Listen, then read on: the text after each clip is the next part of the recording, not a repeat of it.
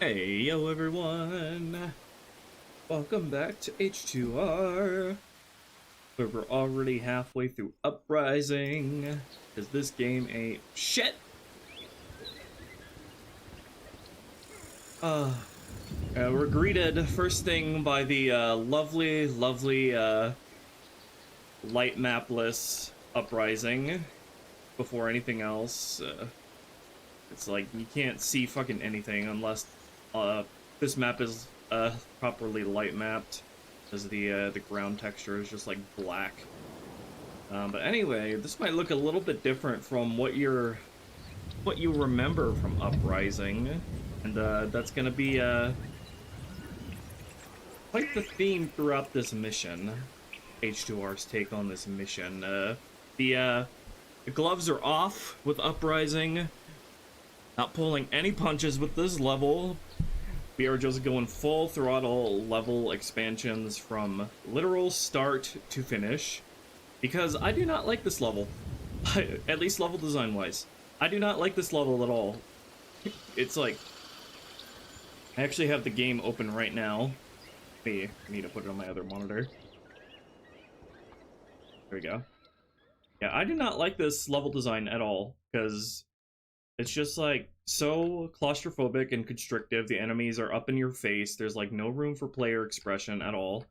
There's no like, the encounters are so strained because they all take place on these tight hallway linear paths with no flow or circulation to them, like, at all. And so that's something I'm gonna try and address with this level. I'll give you a sneak peek of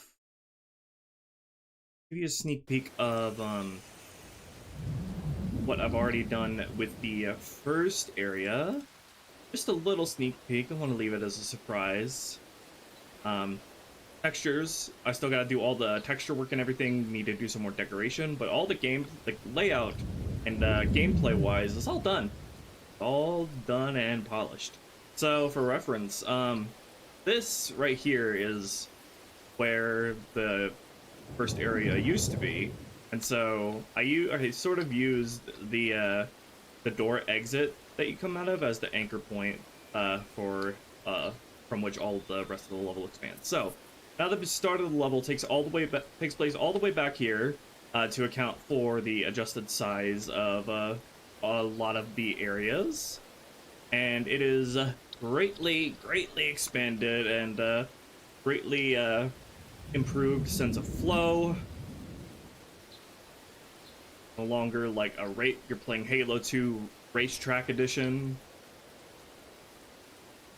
Got like some proper encounter spaces that you can bob and weave through everything and take different approaches.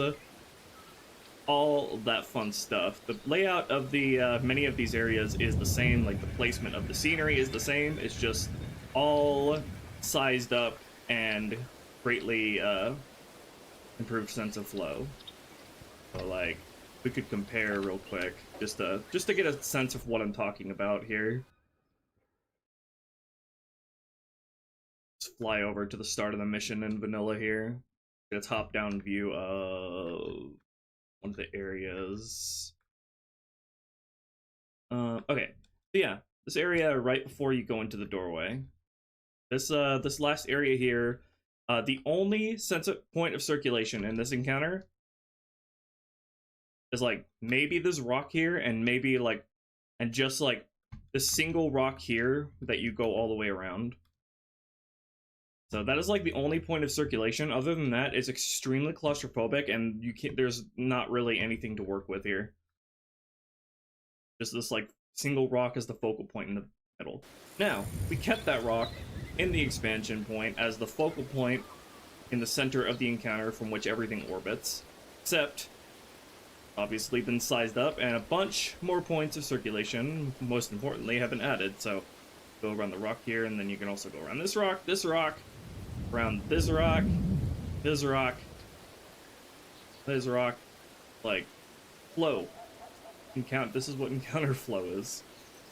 It brings the best of Halo's gameplay out, and I don't think the vanilla level of Uprising does that well at all. So the next part of the level was this actually really cool cavernous space with these big towers inside. And so I really like the aesthetic and the idea of this area. It just feels, again, too small, and we don't really get to spend too much time in here for how like cool the environment is. So what I did is like, what if instead of 2 little platform towers that inhabit the space that we go across, what if instead we had 4 of them? And we sized them up to, again, create a better sense of flow on these. So in vanilla, you could really only go circular around here. Now that it's been sized up, you have circulation points here, here, here. And I even adjusted these towers here to add circulation points here, and made these little ledges here that jut out from the building to create an additional circulation point here and here, as well as add a little bit of elevation to make the encounter a little bit more dynamic. And so yeah, this entire encounter space has been totally overhauled into something new, exciting, expanded, but also very familiar as you drop down into the vanilla area here and fight your way up a expanded and more polished version of what exists in vanilla. So yeah. Huh. So yeah, as you can see, with this, we're not pulling any punches with this level. The gloves are off. In fact, I considered Gravemind to be sort of a breather. I didn't do much level design-wise with that level. I didn't get too crazy. So it was a bit of a breather before I went really crazy and just, like, went full throttle armchair game designer for this mission. And so this area here takes place in the same position that it did in vanilla.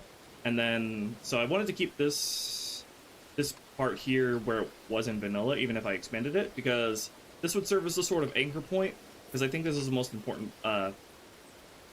place in the level, and in terms of how it looks out into the control room and down into where you'll be playing in Great Journey. So I wanted to keep that exact same viewpoint. So that is the reason why the starting area is now so far away from where it used to be. It's because I'm using the exit here as the anchor point from which the expansions branch out. And we are going to be working on this encounter here as you exit the door, and including the encounter where you encounter the right before the ghost section. There, as you can see, I've got still figuring out what I want the flow and layout of this encounter to be, but I do want it to make it so it's not just like 2 brutes and a jackal immediately in your face, where you're forced to immediately dispatch them. Otherwise, you just die and you can't make any progress because they're just blocking your path. And it's not very interesting to me. So instead, I'm gonna build this encounter more around the idea of them setting up a defensive barricade around this door, and you pushing through past that. It's kind of hard to see, but I'm playing with the elevation of the level design here. So we have circulation point here and snaking around the back here. We have a sniper perch spot up here, which you can flank behind as well. We're also going to place some boulders here and there to aid in cover and additional circulation, and all that fun stuff.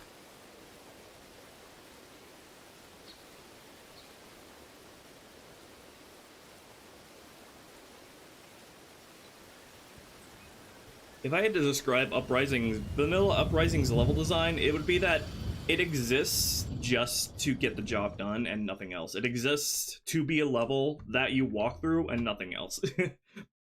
Like, the level design isn't built to be fun or interesting, it's just built to exist. That's how I would describe Uprising. So yeah.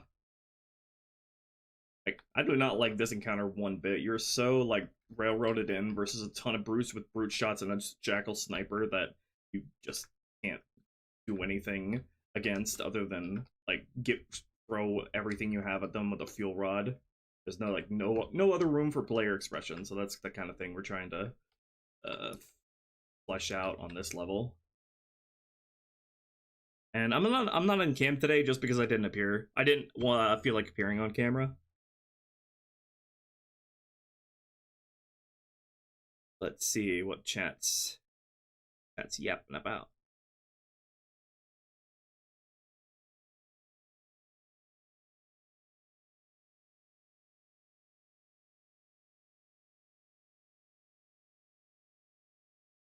I like to describe Uprising as like the tiny huge island of Halo 2.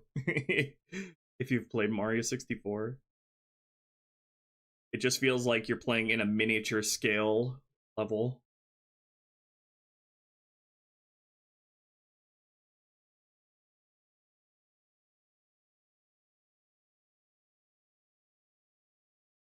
So before we get started on this encounter, as is sort of tradition with these streams, let's I'll show you the encounter preceding this one, which is the last ramp room before you exit out into the outside. Let me open tag test.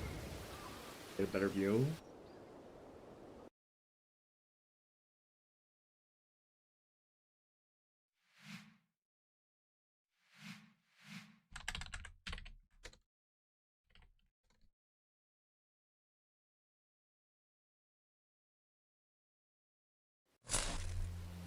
I don't know what I'm gonna do with Great Journey yet, lol dude. I think what I do with Great Journey is gonna be informed a ton by what I do on this level.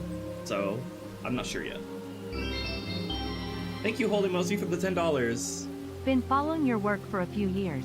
Glad to see what you and the team have been doing. I think I speak for many. You're giving us not just a mod, but an experience.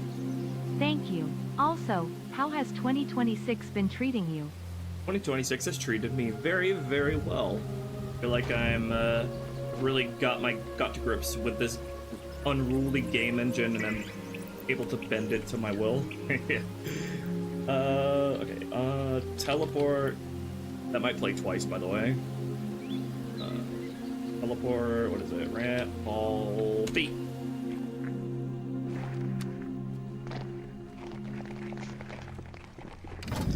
What if it started raining during Great Journey? It does. It is raining during Great Journey, and not Uprising. In fact, there it is playing again. Sorry. Been following your work for a few years. I think Great Journey has a different skybox that is more cloudy than I think I speak for many. Uprising. You're giving us not just a mod, but an experience. An experience. Thank you. Also, how has 2026 been treating you? It's an experience. That sounds like something ChatGPT would write. Thank you, Holy Mosey. It doesn't actually double dono, it just plays twice. Alright, so pretty much the same layout of vanilla, just with a bunch of tweaks, and I don't know if you noticed, but the entire room is just very, very slightly bigger.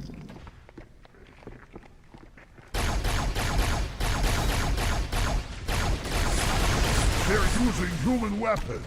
Have they no shame? This would be a good point to make some human weapons available to the player. You don't have to wait all the way to the end of the mission for that. Halo 2 struggles a lot with human weapon representation in general.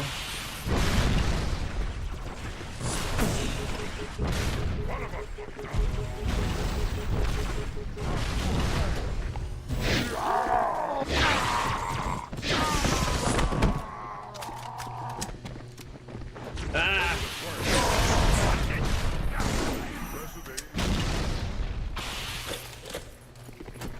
Got a crate full of them over here. Also, I did change the Spec Ops dude to a Stealth Major Elite. They are demolished. He camos during every encounter. So he's fun to play around with. You can fully stealth this entire mission up to the ghost section, and he will help you stealthily take dudes down while the alarm is still not raised. He'll have his energy sword and be cloaked. It's some Jackal shields available to the player as you're coming out into this defensive wall encounter, which I think would be fitting. You still need to re-add all the decorators like the rust and on the walls and the blood from the bodies and stuff like that. And then that's where we come out into the encounter we're going to be working on today.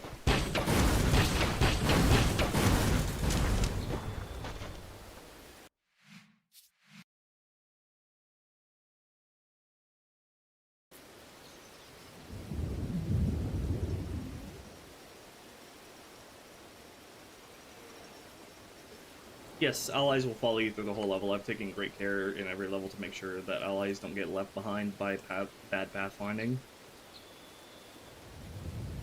Do brutes with human weapons throw frags? Yes, they do. So you can also collect frags off of them. Need to get rid of this door that's here. The leftover from vanilla geometry.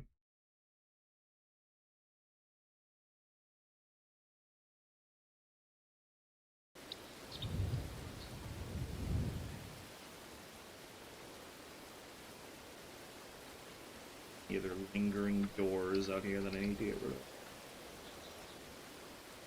Oh, this is where the large door used to be, so you can see how the level design had to move to accommodate things being bigger.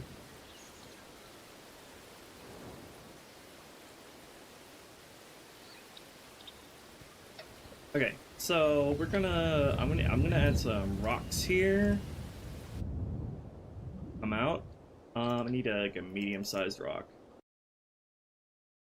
There should probably be a rock to your left, and then probably maybe one right here, but we'll see.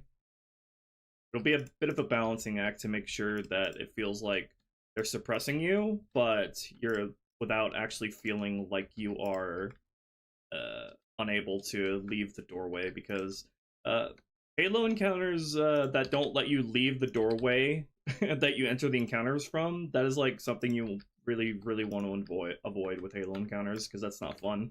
It is not fun being stuck in a doorway in the entrance of an encounter, so try to keep in mind.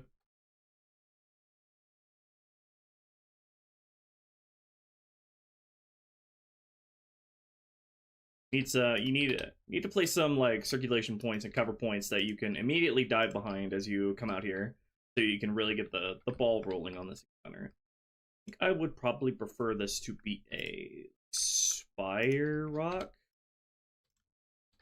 Move this.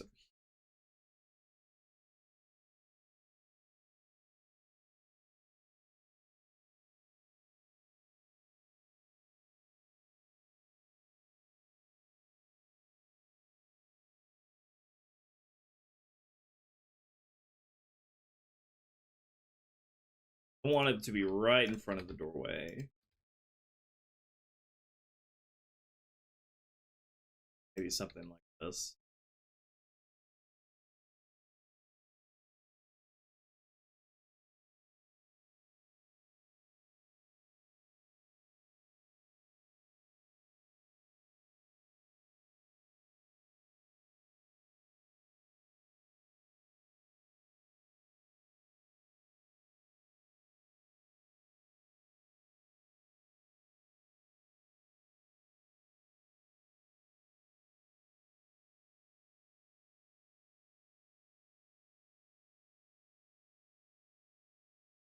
Okay, where is the...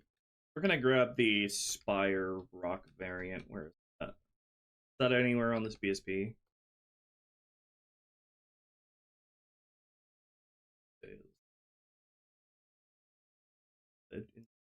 Code.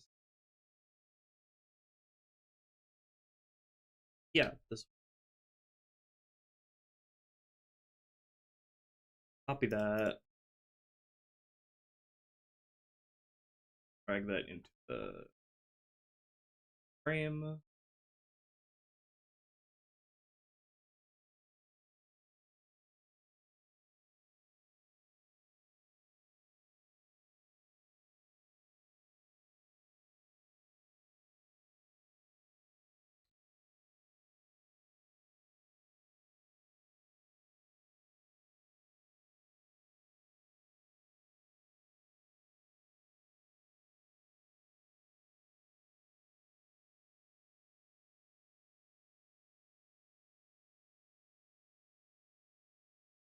jackals out of here.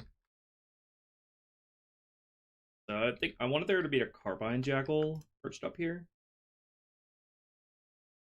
Give you a little bit of carbine ammo going into this next counter. This is a very, very big rock, but we can put it down in that. Give you a point to cover behind as you come out of the door here.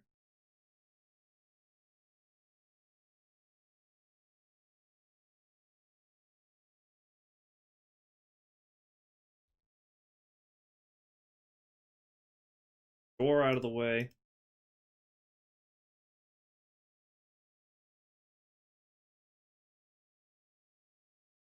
Make this material transparent.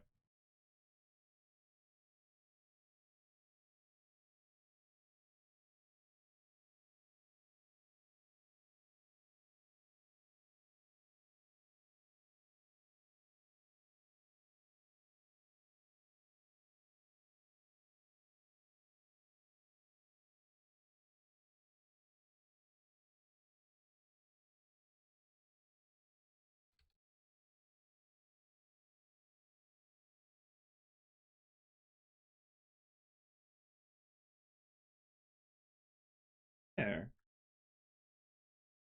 It'll be a nice, nice cover point.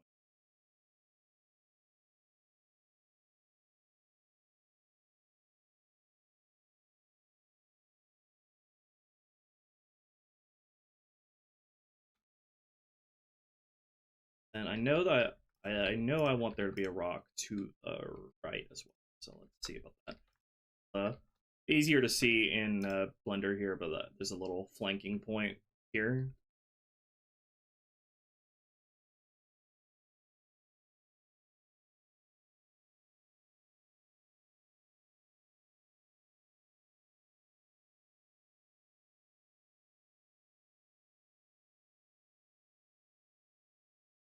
Also, I put all the instance geo back in an approximate back in their approximate position, just so I can keep the same sort of aesthetic and feel of the whole area, even if I'm overhauling it.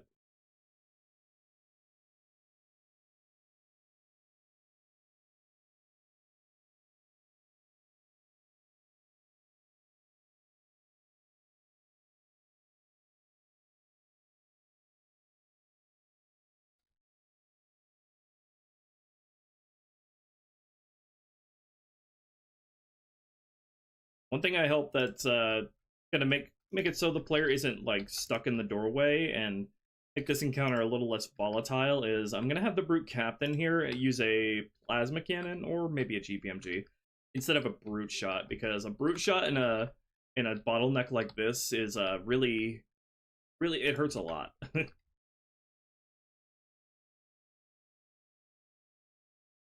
Rock there, and then grab this rock.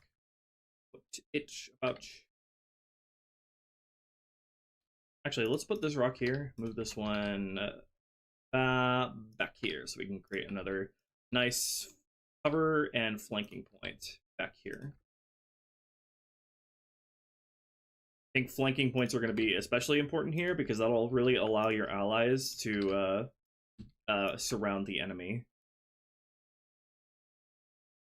as they take up the defensive position. Why is this so big?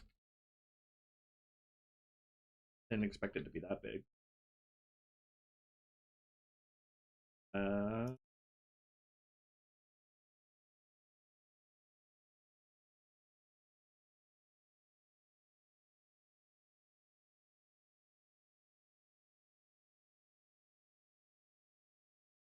Actually,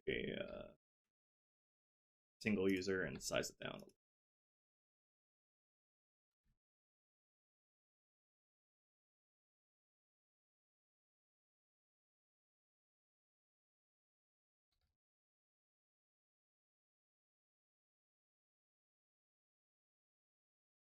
It's still really huge.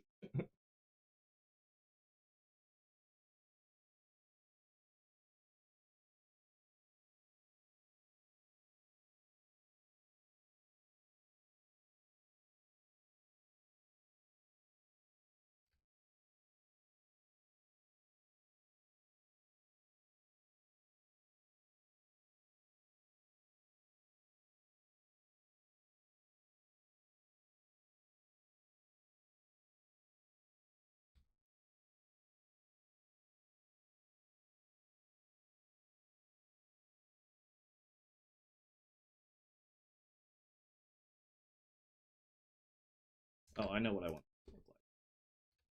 Sparkly jutting out front.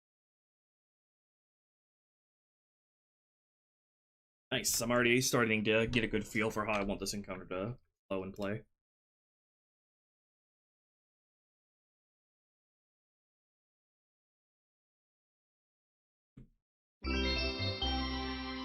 Oh my goodness! I've waited so long to see the next stage of development. I can't wait to get my hands on it. Thank you, Felipe, for the $177.77. Very apt of you. It's going to play twice, but it won't charge you twice, don't worry. I'm just lazy and we'll never fix that. Thank you very much. That's very generous. Generosity like that allows me to keep making this mod.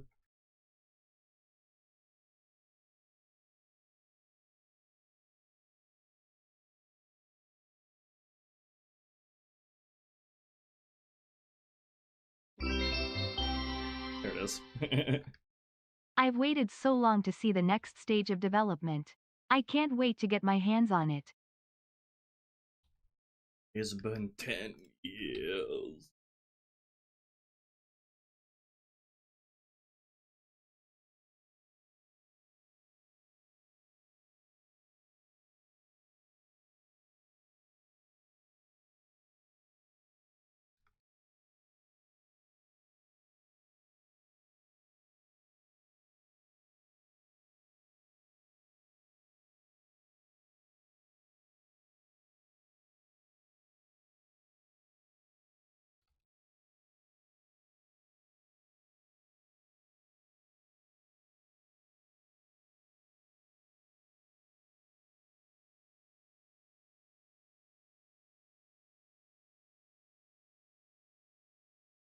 This is looking like a proper encounter space. Okay, let's get a couple more small rocks dotted here and there.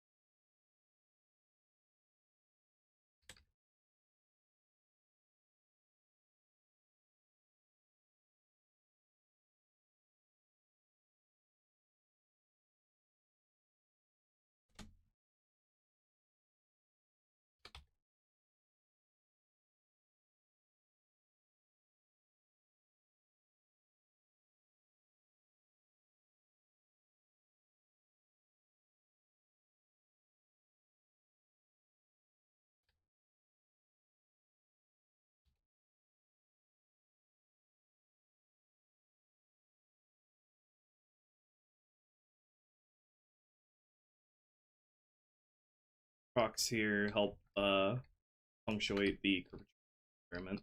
It's otherwise might not be too obvious.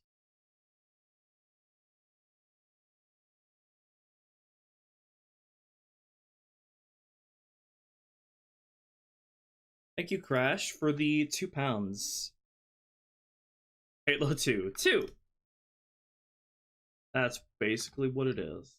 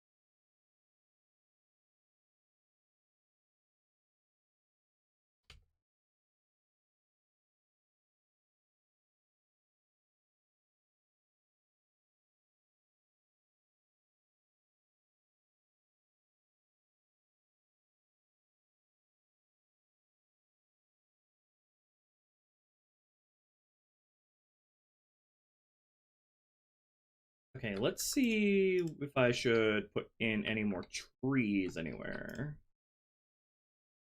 Thank you, dude, for the $5. Already Uprising? It's come a long way. Really looking forward to playing it. I don't know about already, since we've been in development with this like almost 4 years now, but yeah! We're actually on a very fast pace now that I know that we have a better idea of how to work with this engine and its quirkiness. Okay,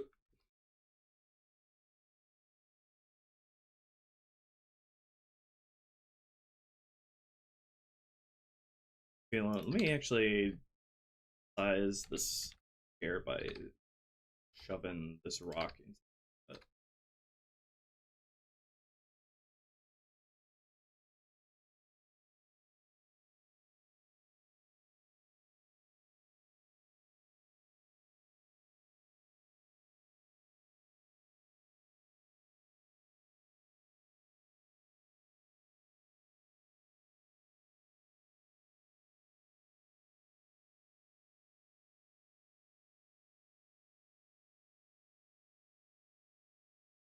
Yeah, so let's get some of these scale figures around about in the position where I am them. Get a feel for the scale of things.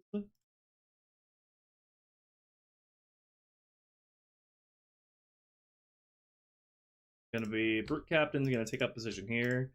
Another Brute or two over here on the right. Or Jackals on the right. Don't know yet.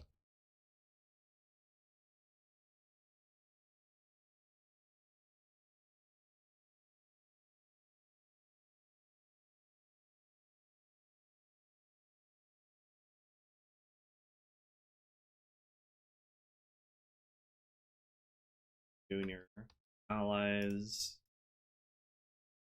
here.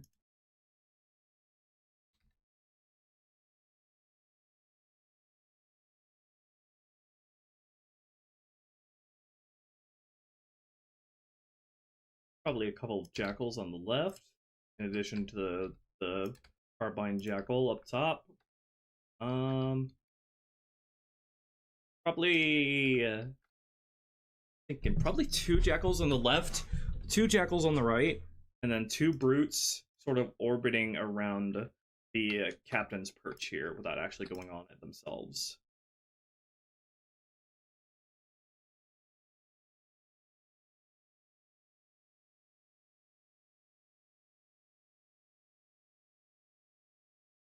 So this enemy composition will look something like this. Okay. Probably won't use give anyone brute shots here because, like I said, that can be really oppressive in tight doorways like this.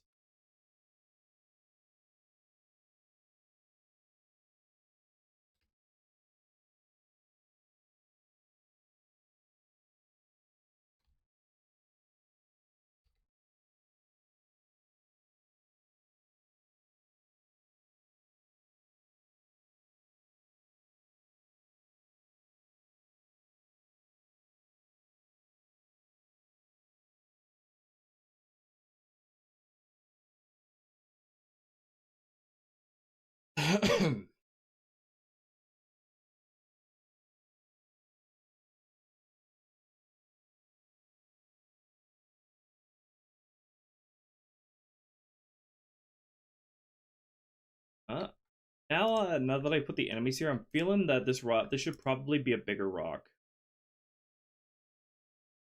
Just a little bit. What rock should I use?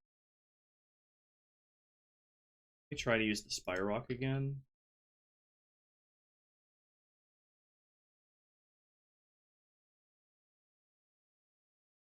I think there's another smaller rock variant somewhere. I forget though. Let's see.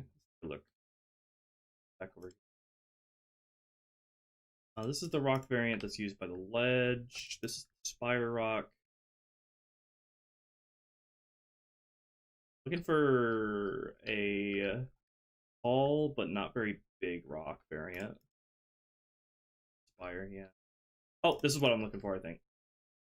Oh no, wait, that's the fuck. Where is it? Yeah, it is. Oh, this is probably what I was thinking of, but it's even larger than the Spire Rock, I think. I could just size down the create a single variant of the Spire Rock and size it down. But I'd prefer there to be a more tall rock here than wide.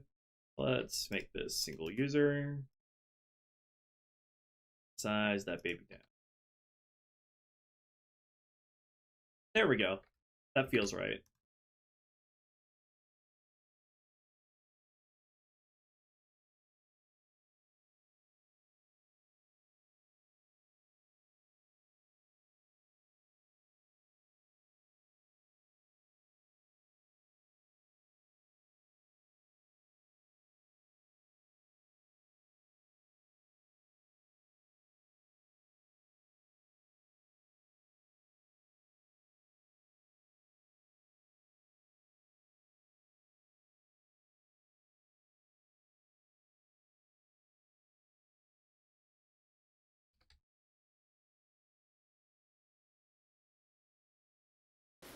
So I could probably also maybe change this to a something else to cover behind while you're still in here. This might be a little too big. I could maybe change this to a like tipped over Covenant crate or something. We'll see. We'll see though.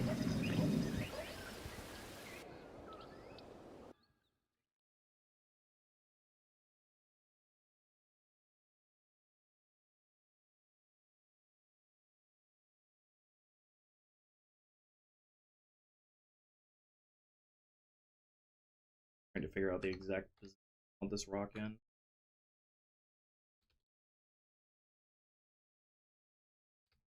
We'll try about there.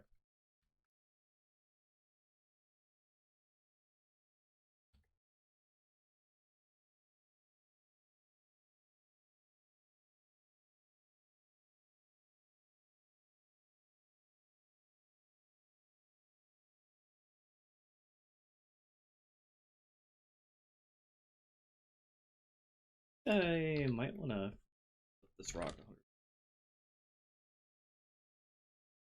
So you get this immediate cover point as you're going behind it, and then you get this sort of chest high advantage here.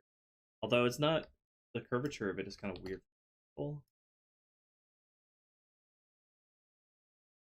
I don't want it to totally block the Carbine Jackal's view.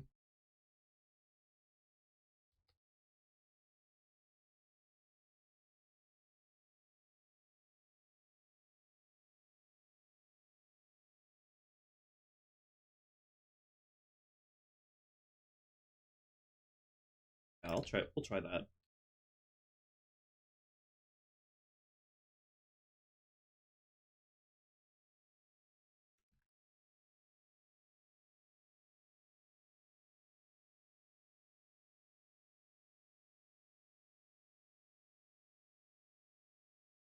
Like it better.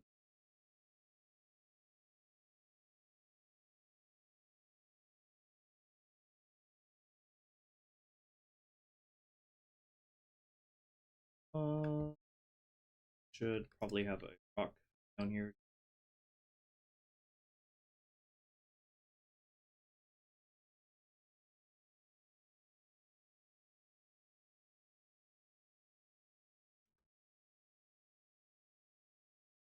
Okay. How do I want to make use of these? Probably want to make use of these trees in a way that accentuates the shape of the environment. So I probably want a tree on the side of here. Tiny tree, I mean.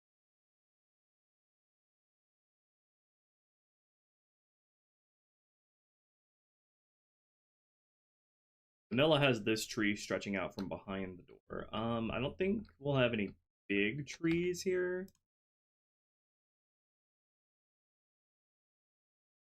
Yeah, we'll just have this be pretty open without too much foliage.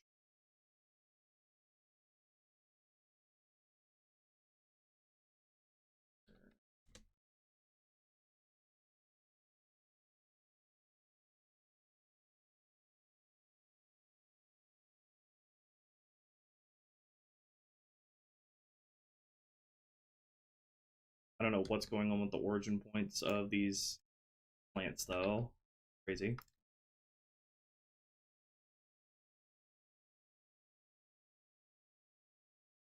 Wildlife and H2 are future titles? Halo 2 has enough wildlife as it is. We're talking about blind wolves and thorn beasts, so there's not really anywhere good to put them.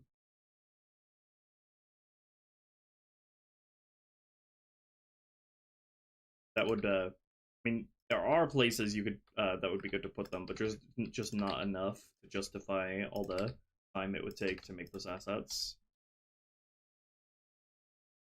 There we go. That looks right.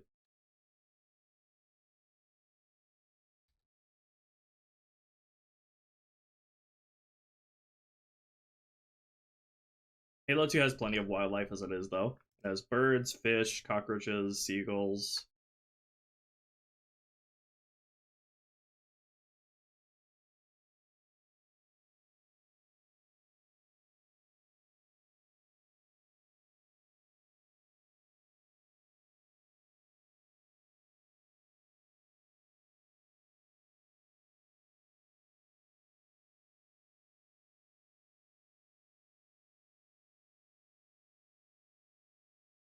Dig this instant geometry out of the ground now that I've adjusted.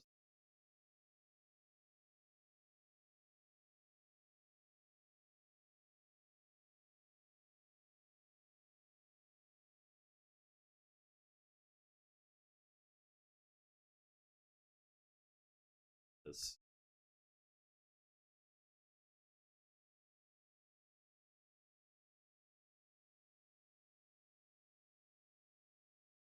Why is the origin point for these so fucked up?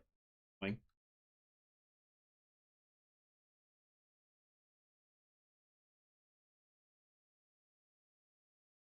gonna smooth out the geometry that doesn't immediately impact gameplay and make it look prettier at some point.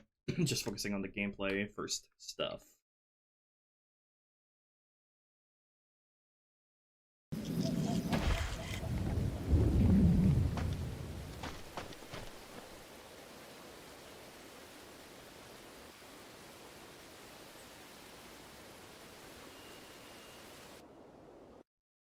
Okay, let me import this and see.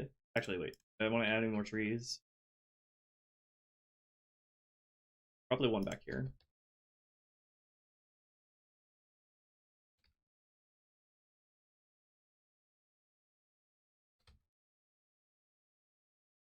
Oh my god, this origin point is pissing me off, but I can't fix it without making it a single user.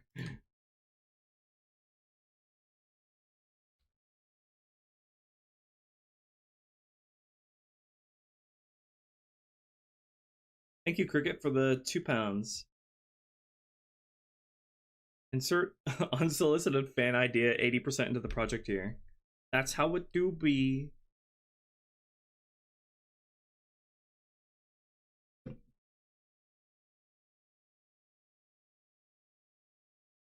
Are brutes wildlife? Hey, you can't just say that.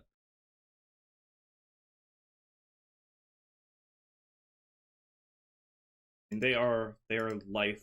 They are living beings that are pretty wild, but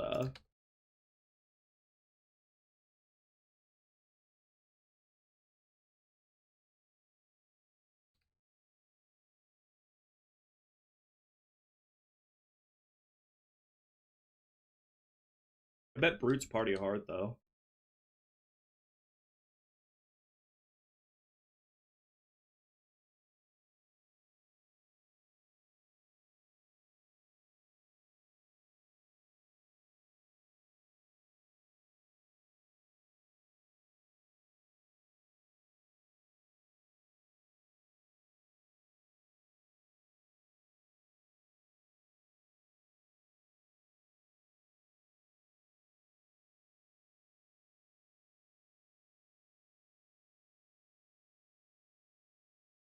Use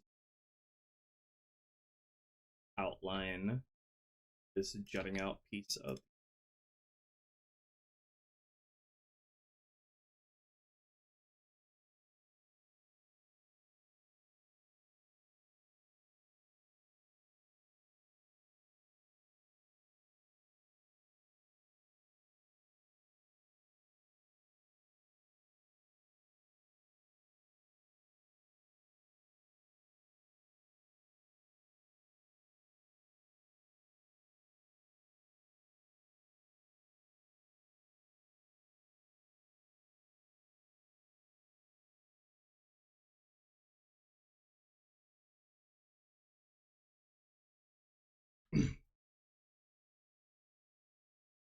Yeah.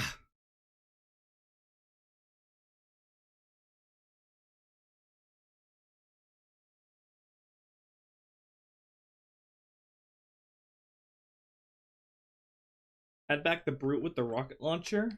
Yeah, that's the plan. I already have it so the rocket launcher doesn't one-shot you. So it's very difficult, but you can balance and counter for a fair rocket enemy, even if there are vehicles involved. Halo 2 never achieves, by the way.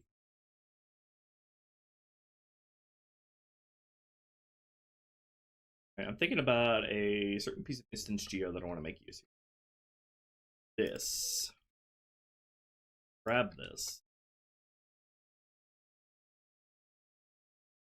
I want to put this somewhere, but I don't know where.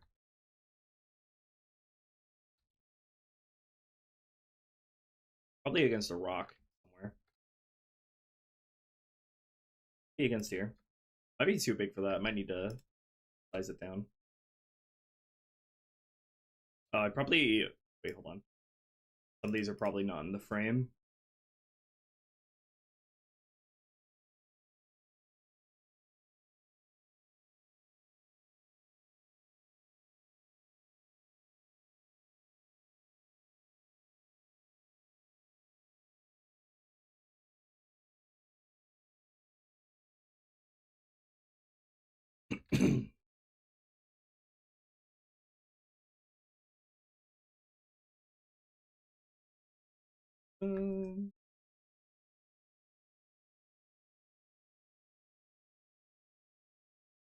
Yeah, about right here. That doesn't really contribute much to gameplay, but I feel like it emphasizes this piece of the environment jutting out of the ground, the elevated position.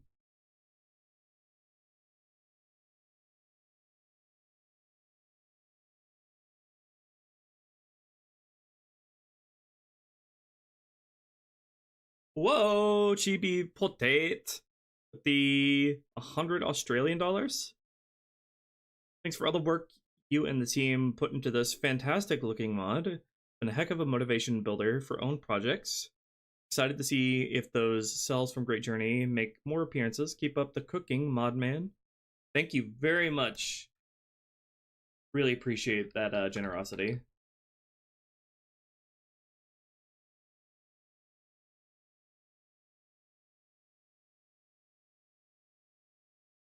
There we go.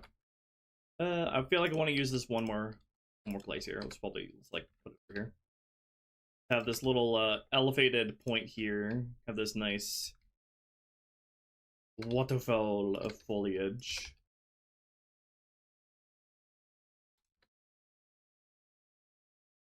Sticking out.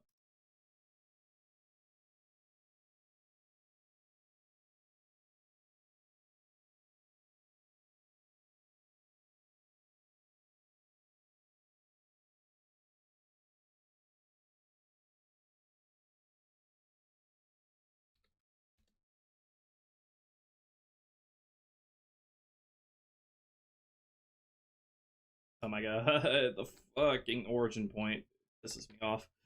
Ah! So difficult when it's not just dead center in the geometry.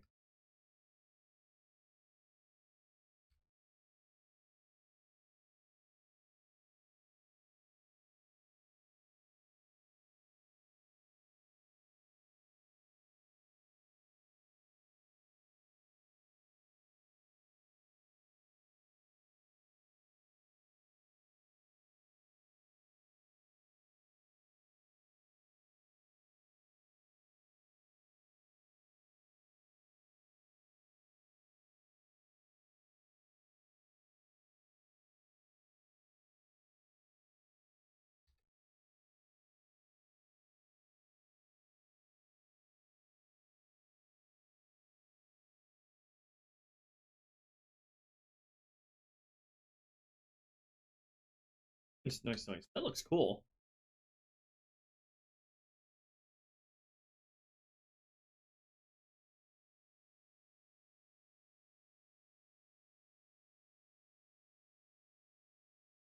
Threaten to make the Elite Majors orange as a nuclear if too many people start getting entitled. Oh. If you guys don't behave yourselves, I'll add the Prometheans into Halo 2.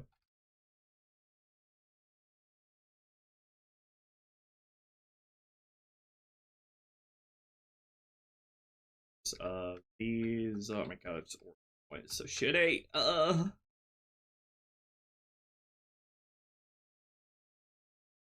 God, this shit pisses me off. Ugh, fuck, just make it single user, please, and I'll just copy this wherever I need it. Ugh. I can't change the origin point of, like, all these instance geometry, because that'll change, like, the position of every like, instance of it on the map. That's why I have to make it single user.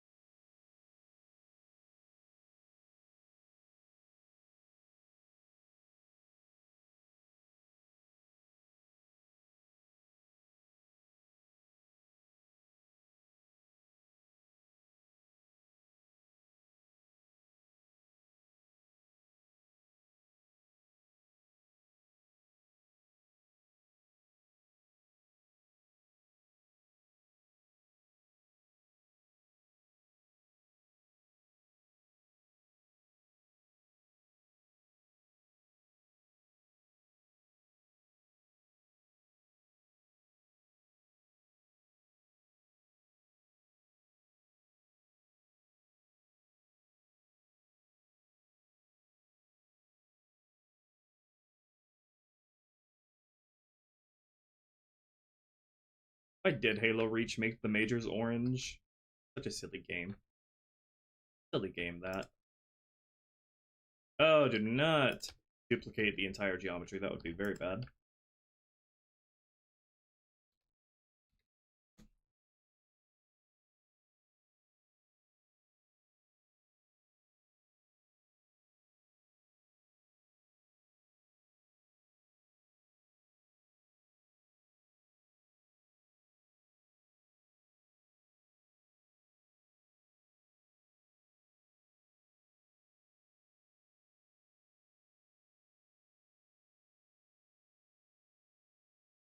What else? What else? There is a piece of instance geometry that I don't see here that I would like to use. So, really get into more into decorative territory at this point. Here it is. This one has an origin point that it doesn't make me want to kill myself. Nice.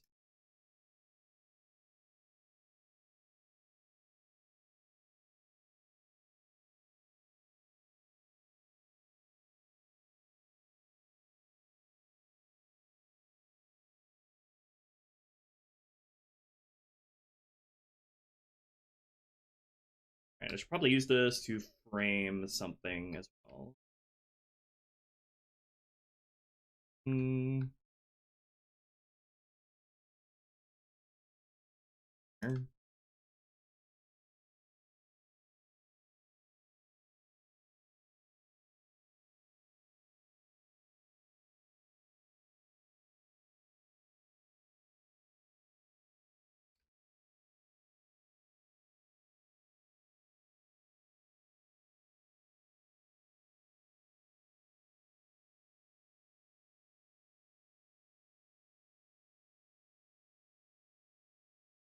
There we go. That helps frame that.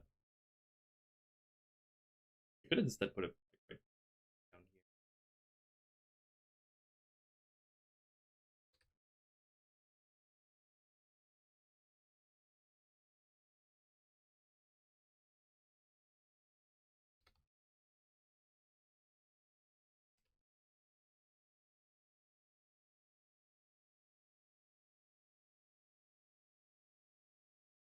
Foliage like this can be very, very helpful for not only making things look pretty, but also framing the contours of the environment.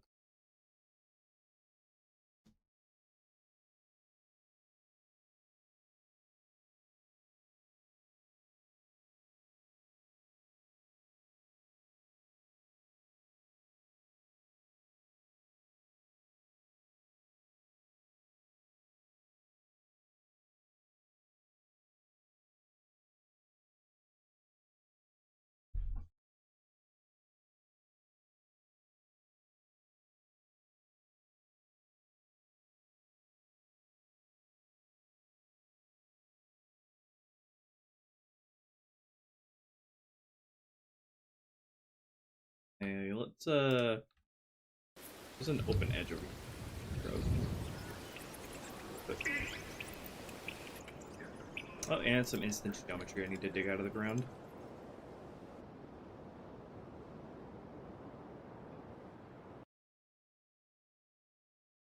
Oh my, it's orange.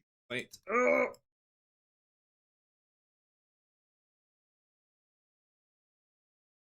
Make him single user, I don't care. Do not. Can't be bothered.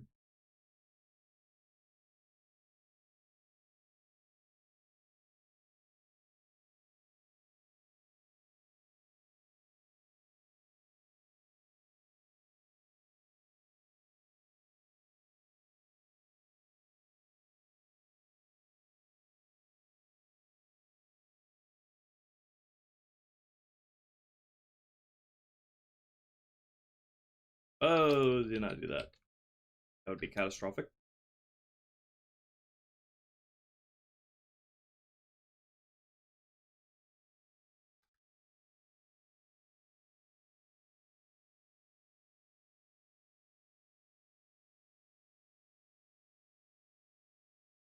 Hey, looking spiffy. Should probably move this tree here on the very edge of this encounter space. Move it back to its vanilla approximate position. What we got here? We got a bunch of fucking foliage here, actually. That's still all bunched up together.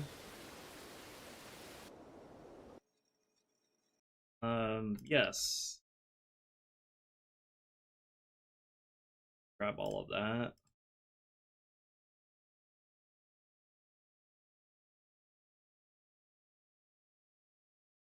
That's gonna be like right around the bend.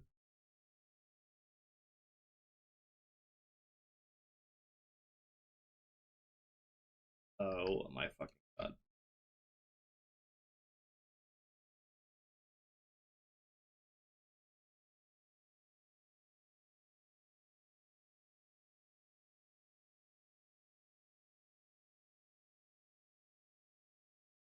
I need to move it further away though.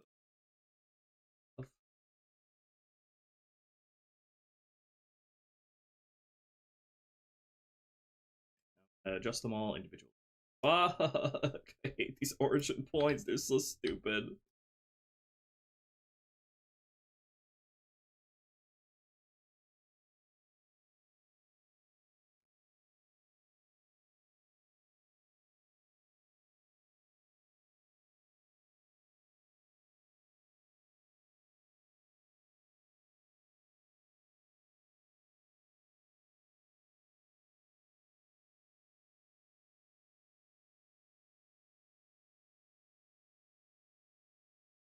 See, I can't change it, the origin point, without fucking up every other piece of this instance on the map.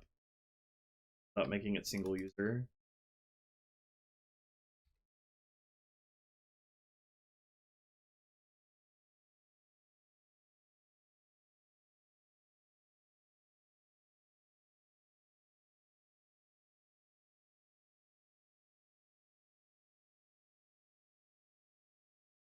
These should probably go further over.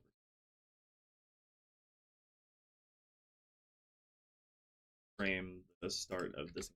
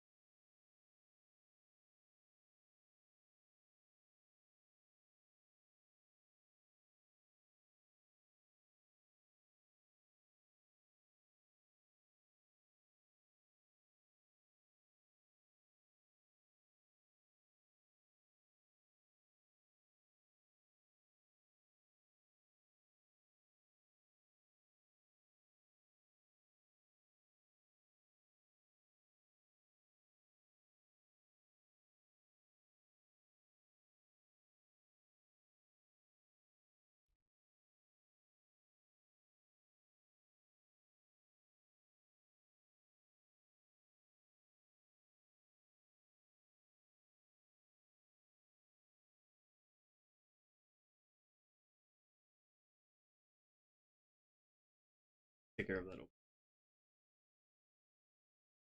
Probably just...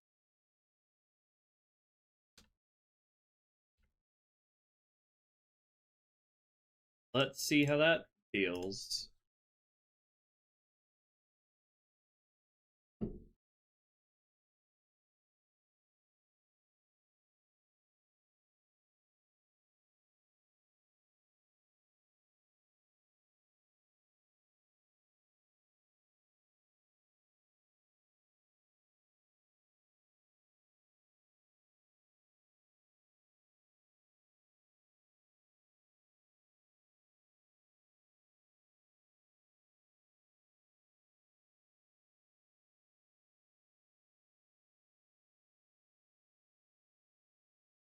Yeah, it the ASS file type is Bungie, courtesy of Bungie. It stands for Amalgamation Scene Specification.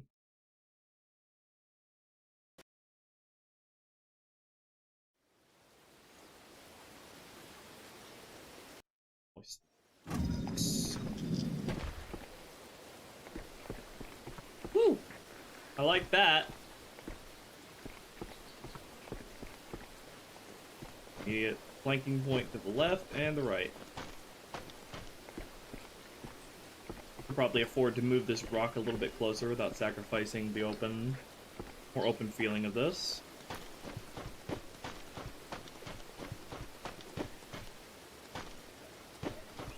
Probably move this rock up a little bit.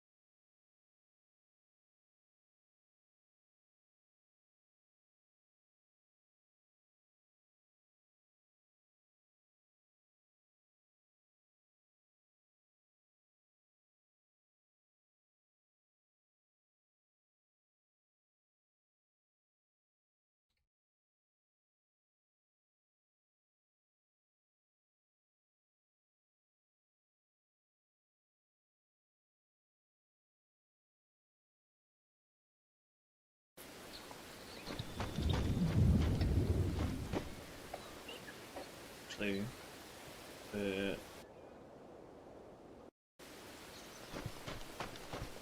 okay, so what kind of crates do I want to use in here? I know I want this Covenant crate back here. This will be a sort of fallback point.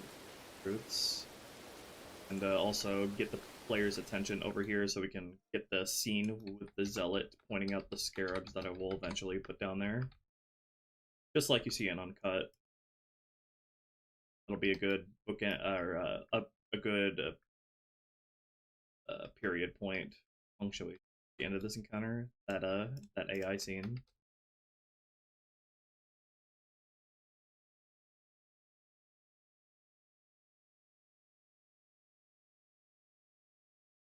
Any other Covenant crates I want to place here? Or shields, as a matter of fact. I think I mostly would just want to rely on the natural geometry here, but I feel like shields would make sense. If anything, I would probably put a portable shield right here. Maybe another one back here. Move these back a bit. In fact, yeah, that probably makes sense. That makes the most sense.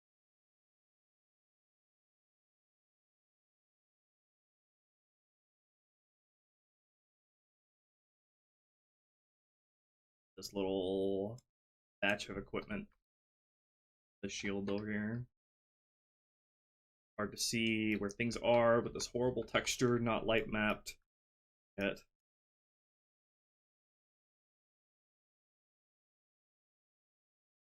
Also, I need to put stuff on bonds on.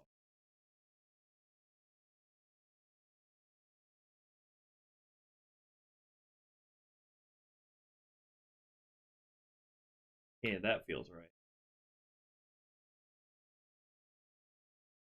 Shield there, and then shield either here or here. Like,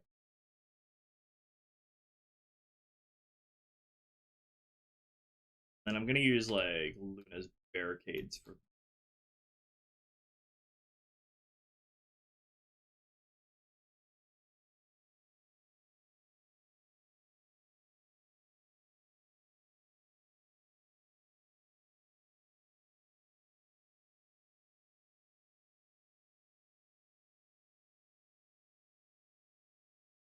Yeah, now the brutes on these sides have upper points. They're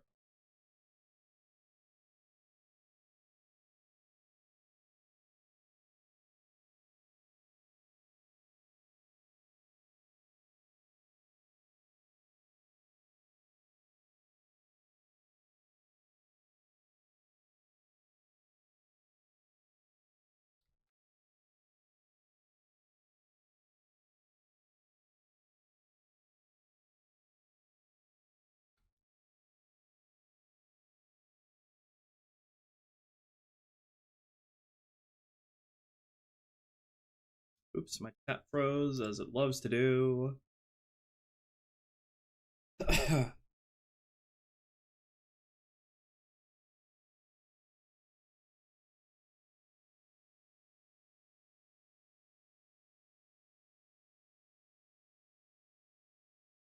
any other type of geometry I want to make use of here? Or objects.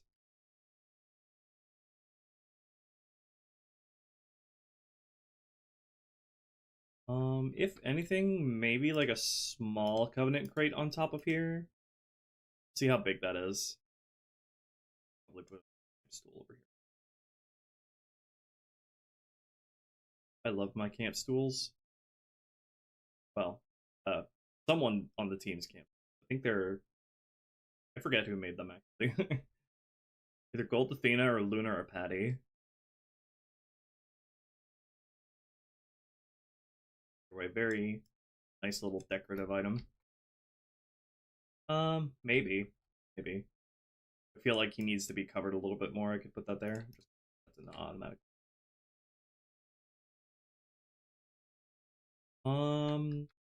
Yeah, probably should change this to something a little less obstructive that can actually be functional cover.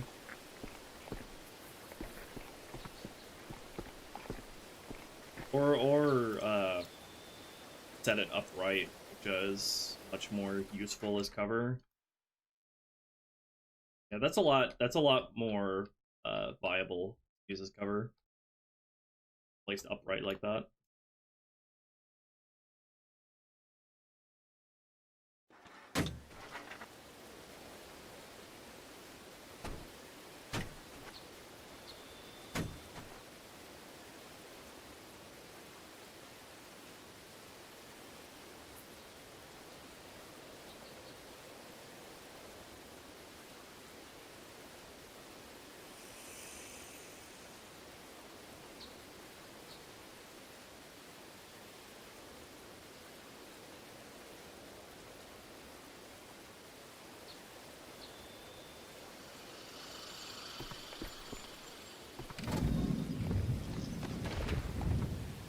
Having it placed there gives you a good chance to thin them out first before getting in.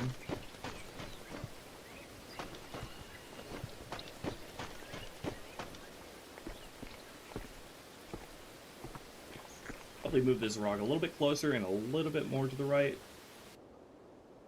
Did I already do that? Yeah, I did.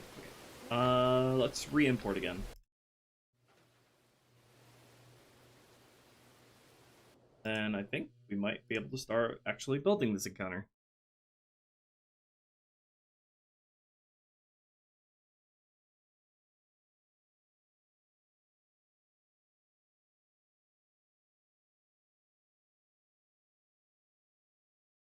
I did make the spiker shoot 2 projectiles per shot in the ODSTR. That was a fun little experiment, but I don't really see much point to it.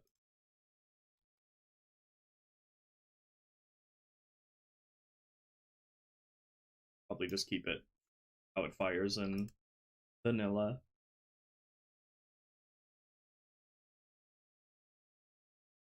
Those alternating barrels on the spiker are meant to control heat on it. But that would defeat the purpose if they both fire at the same time.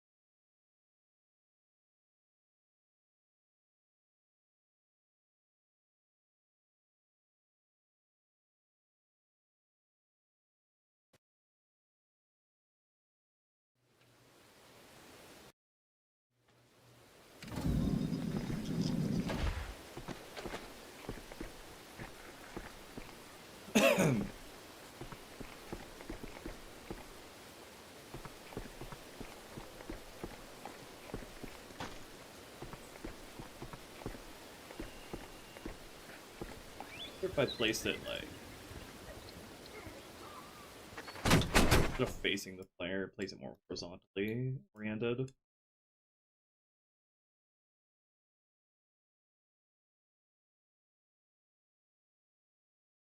Kind of work. I want it to be too close to the door though. I don't know, we'll see how it feels.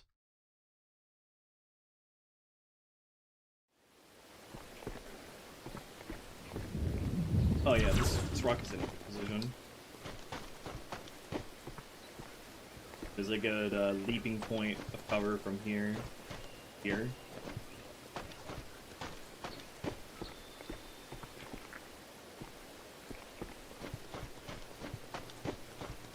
Oh, I probably need to light map this on like checkered at least, just so I can see what I'm doing while I'm playtesting this. This texture light map is awful. I'll leave the rock here. One.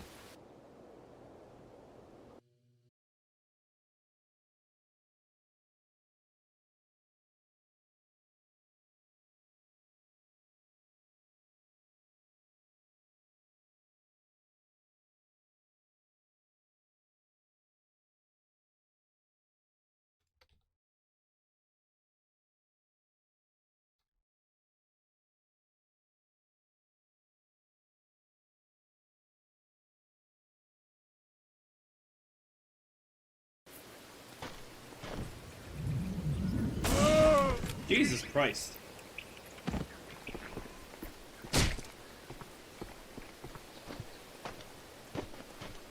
Smacked face first into that.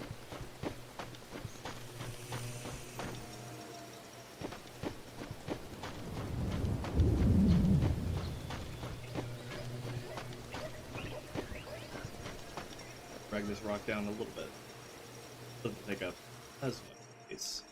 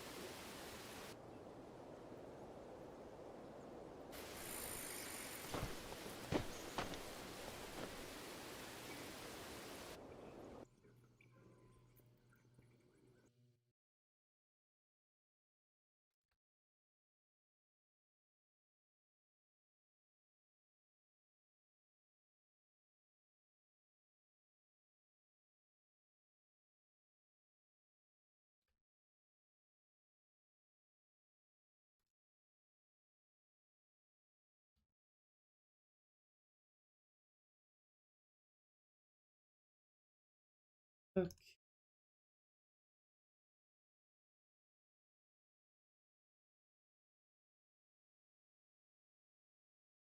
Let me get a...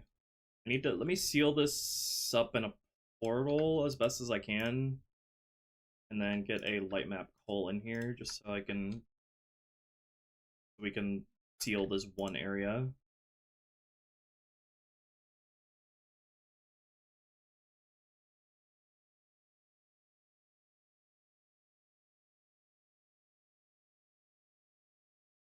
Okay. Add cube. Portal. And make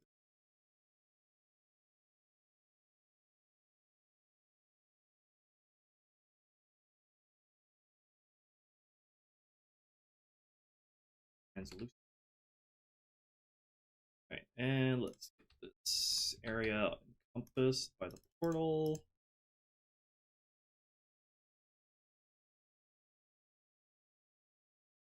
Just be a temporary portal. I have to do them properly later.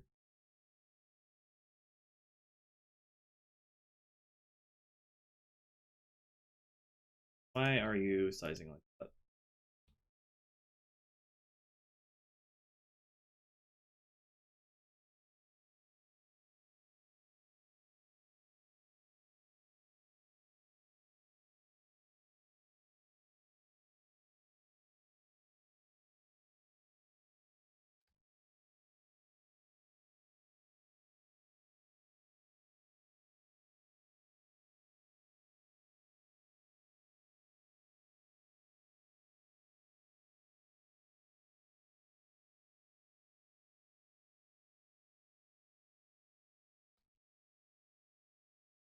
Okay, hopefully the game doesn't complain to me about that. Okay, add mesh cube.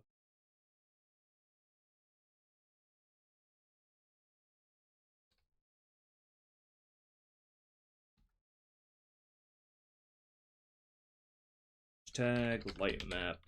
Pull. Light this on like medium or something. Hopefully it doesn't take too long.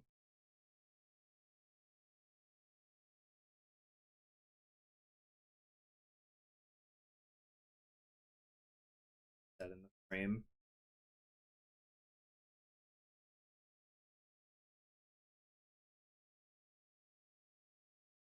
Said get that in the frame.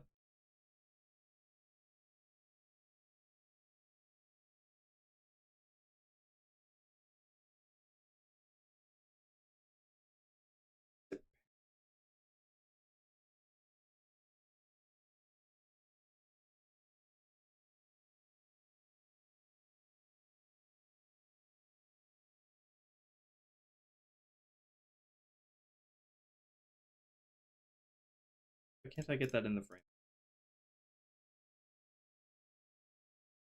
Oh.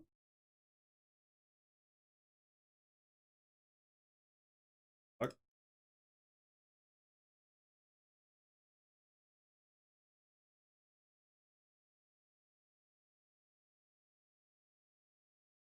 Oh, why can't I put it in?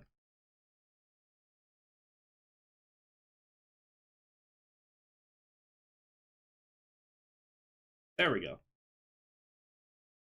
Wrong fucking keys. Save that. Hopefully it won't complain to me about that portal. Just need to be able to see to playtest this shit.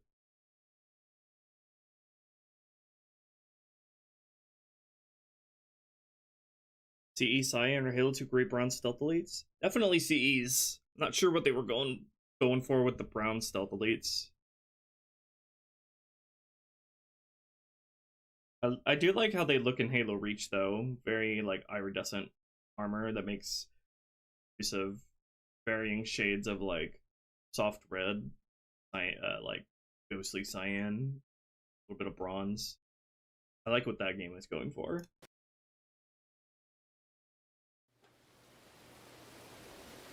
Right. Do you like that or not? Your geometry show portal. Oh, is that all good?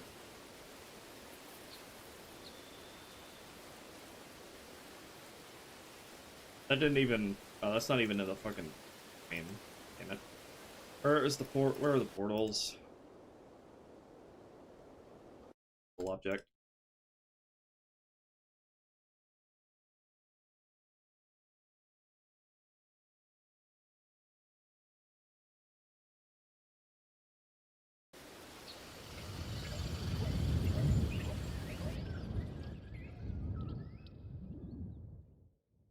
That in there.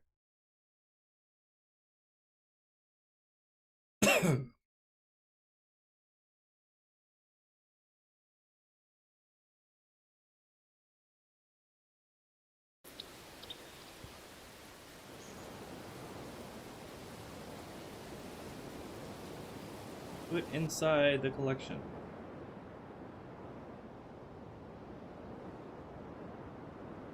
Not that collection. Fuck.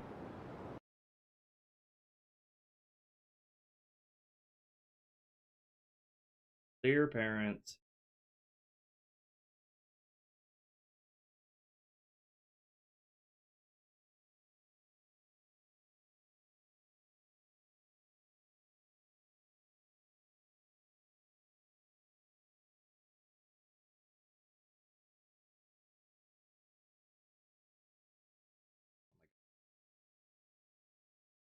Wonder.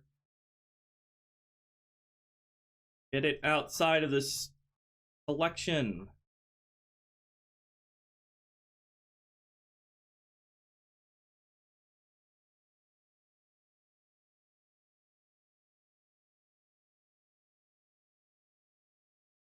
There we go.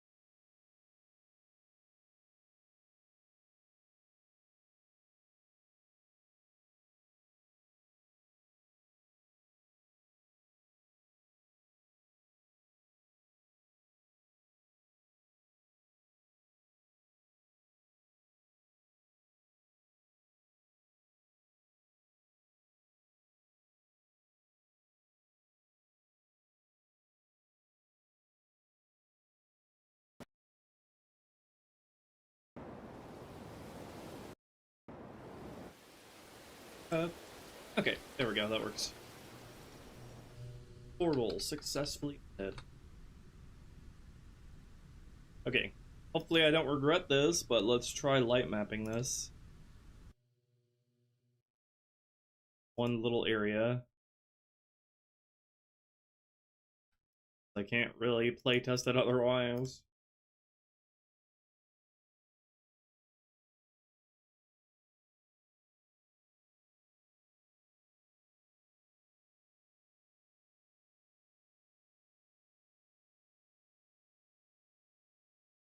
Take like a few minutes.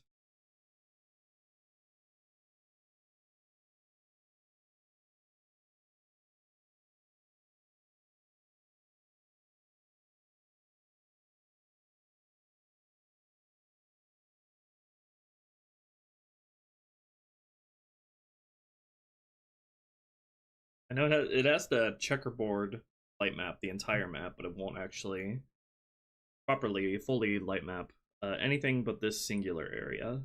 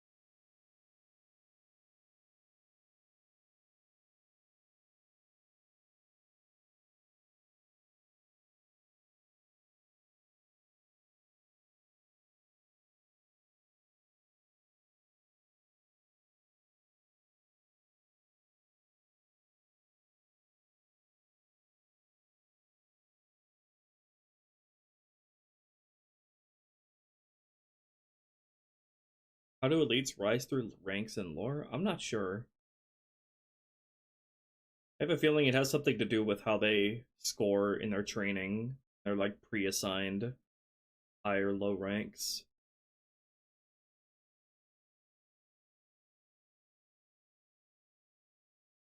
At least when it comes to like minor and major. Probably have to do a little bit more something to be distinguished to get like an ultra rank.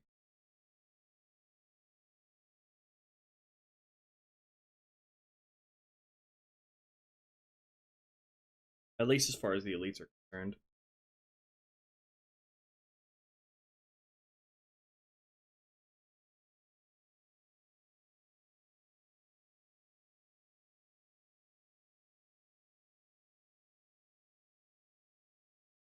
Let me put on some music while we wait for this to light map.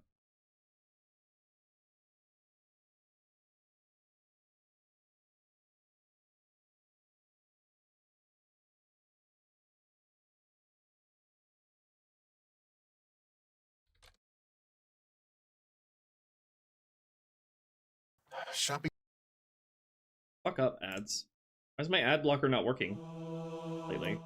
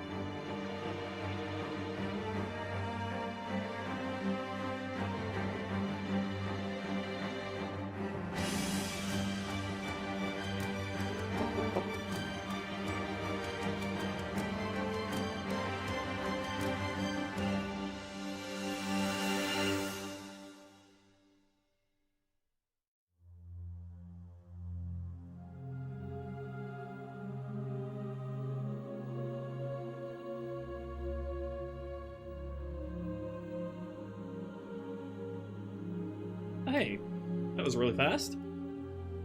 You love to see it.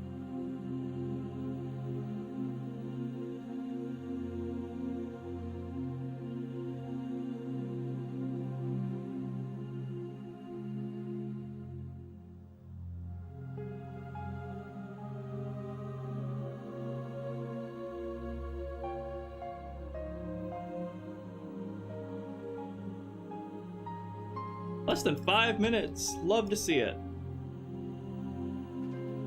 Woo, baby.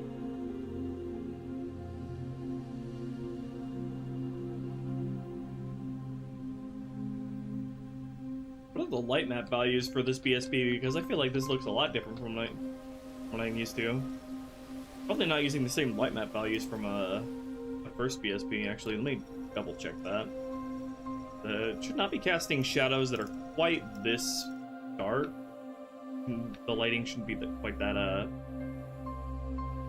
bright and warm. Let's see. Should be using the same sky. I don't know how much that plays into light maps. I'll play some amount.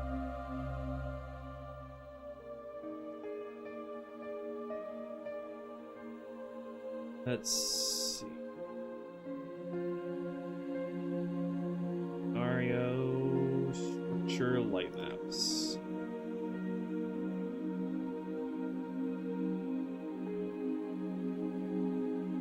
All the values should be the same. Should be using the same sky as well. Double check that.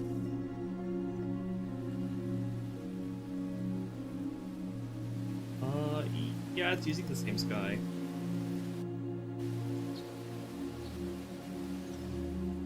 I don't know why this is lit so warmly, though.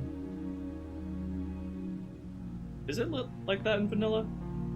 Maybe, kind of. I don't know. Sure. I don't know what's all these dark shadows here, though. I probably, you know what? I need to make it so these plants do not cast shadows. I did that on the first BSP. Make it so that all the plants and leaves do not cast shadows. What did I do here? I made it so, yeah, ignored by Laymapper. And do all of that here as well. Because the light map resolution is not high enough for shadows casted by leaves to look good. It's already marked like that.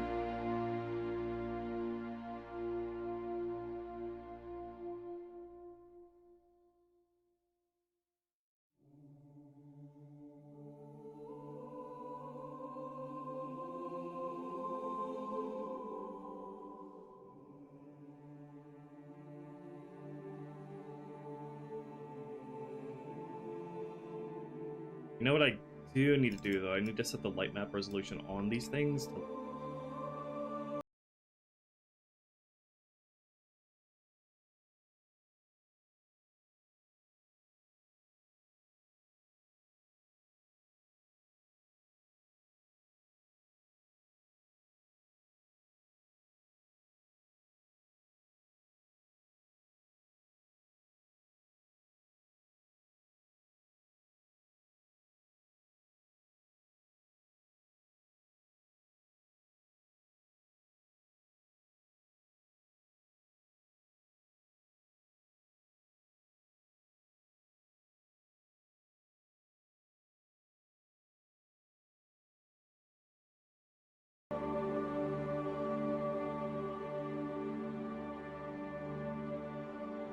Let the sword friends be rendered resolution yet. So.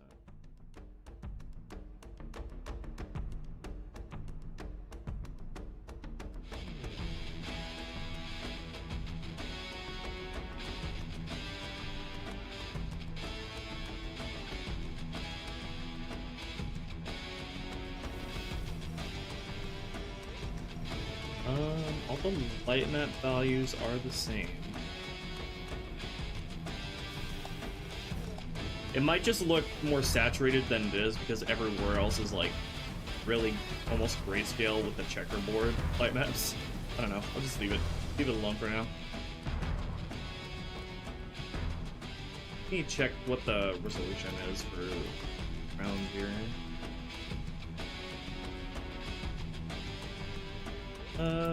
Full resolution.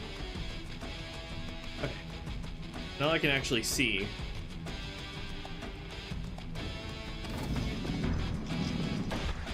I'm liking how this will appear to flow. I think I need to relax some of the geometry though. A little rough.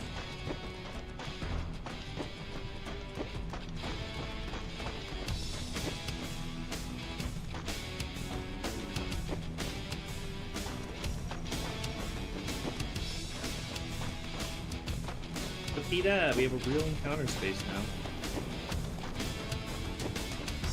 Need to fix all the textures and everything, of course, but that'll come later. Should probably put something up here to slightly obscure this jackal.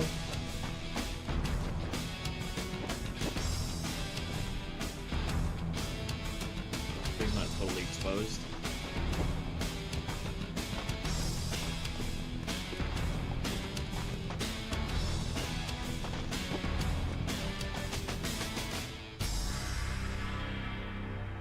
Let's relax some of this geometry out here.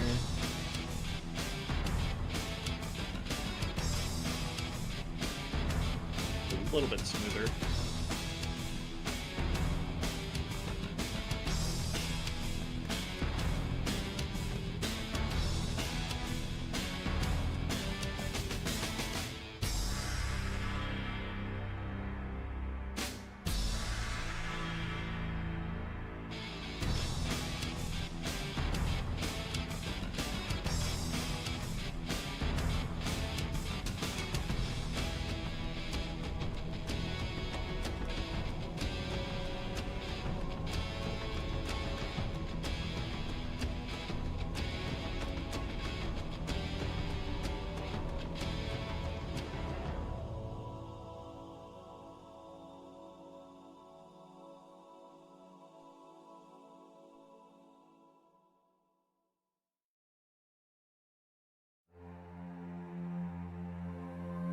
We want there to be still some peaks and dips in the game.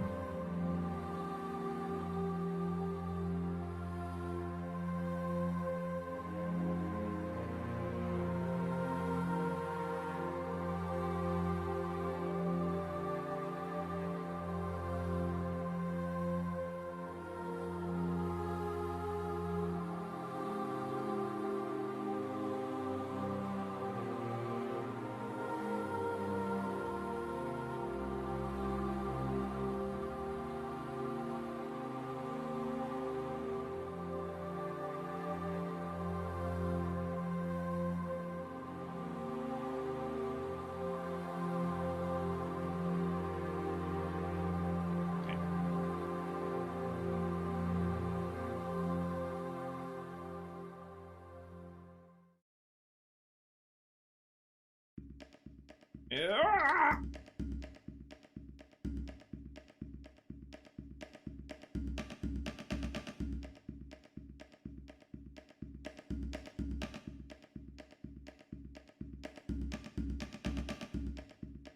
Okay, let's copy you, drag you over here, give this Jackal Sniper a little bit of bushery, hide behind. He's not going to be a Jackal Sniper, he's going to be a Carbine user. Jackal Sniper will be for the next section. All the reinforcements.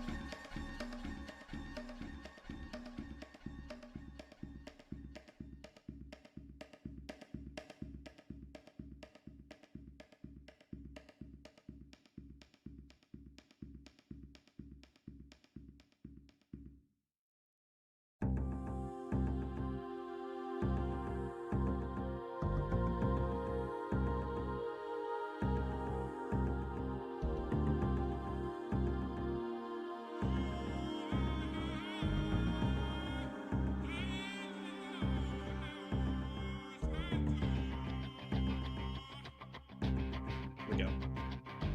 Alright, let's re-import this and light map it again. It'll take less than 5 minutes.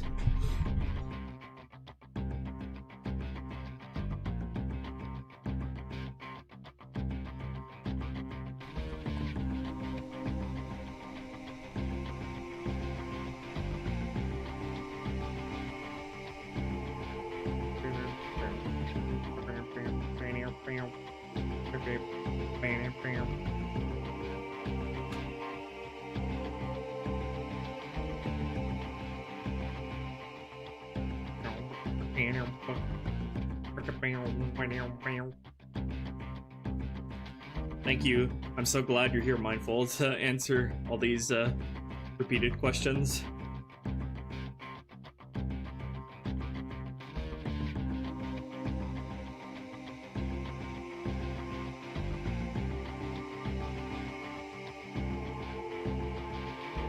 Making the mantis able to jump? I don't imagine it would be able to jump very high, but that wouldn't be a bad idea. It would be nice for like the short ledges so you don't have to go the long way around.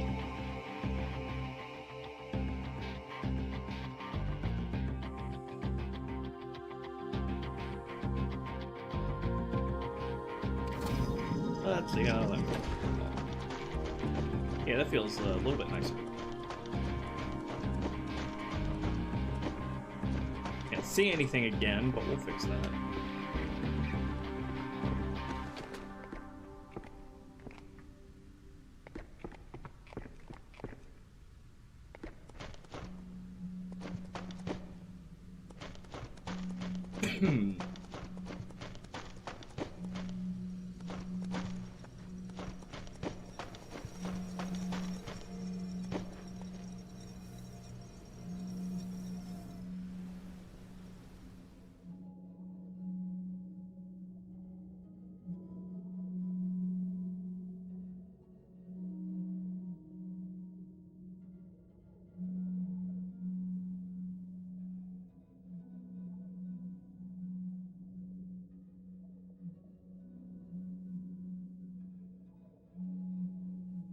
Hey, this is I'm feeling good about this. Feeling good. Alright, let's light map this once more. And then we can actually build the encounter. Hi there, Crazy Greg Films, verified user. Am I gonna get verified, bro?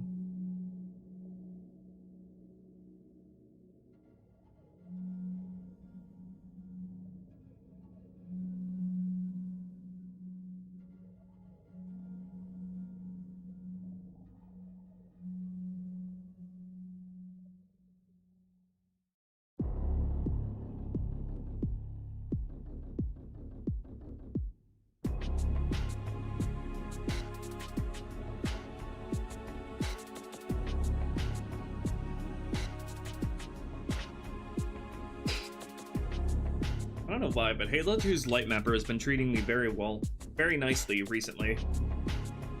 Like, it hasn't taken much time at all, even if I'm lighting full BSPs.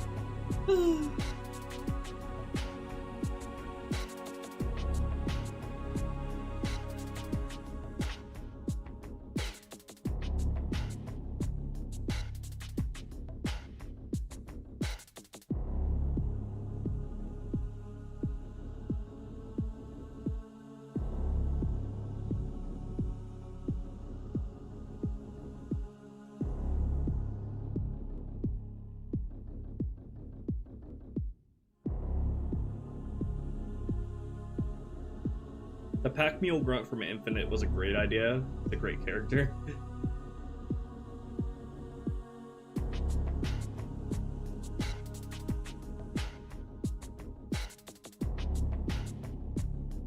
They should play around more with the idea of grunts having things attached to their backpacks.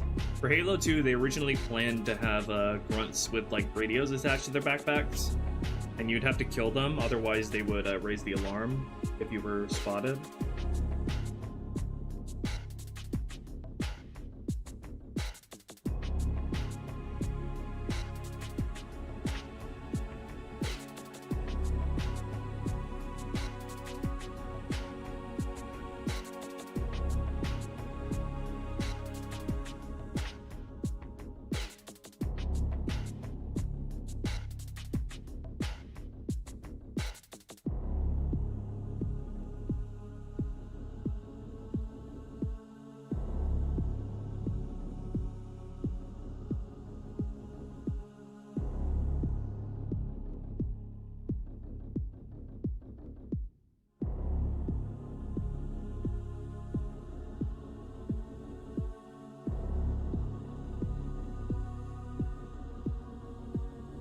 Such a great view.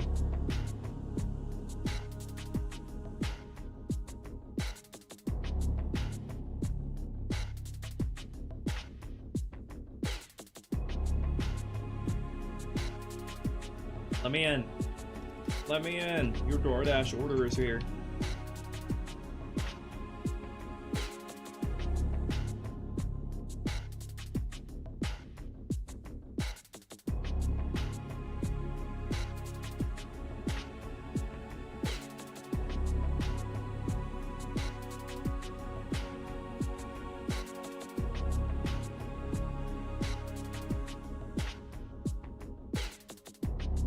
What if I made one of these elites? Yes.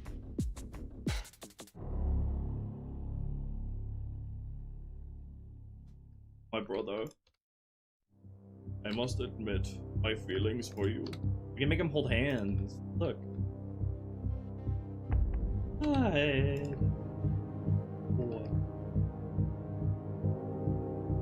Hold on. Need to get this more scenic.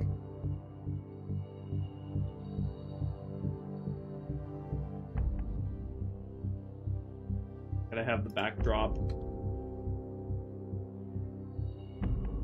Oh my goodness. That's so precious.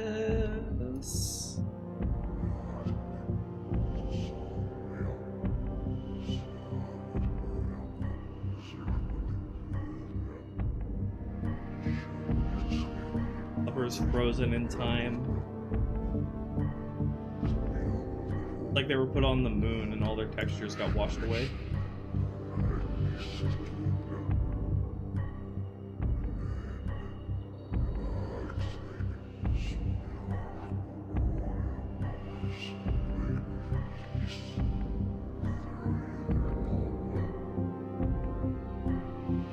Would you be my great journey?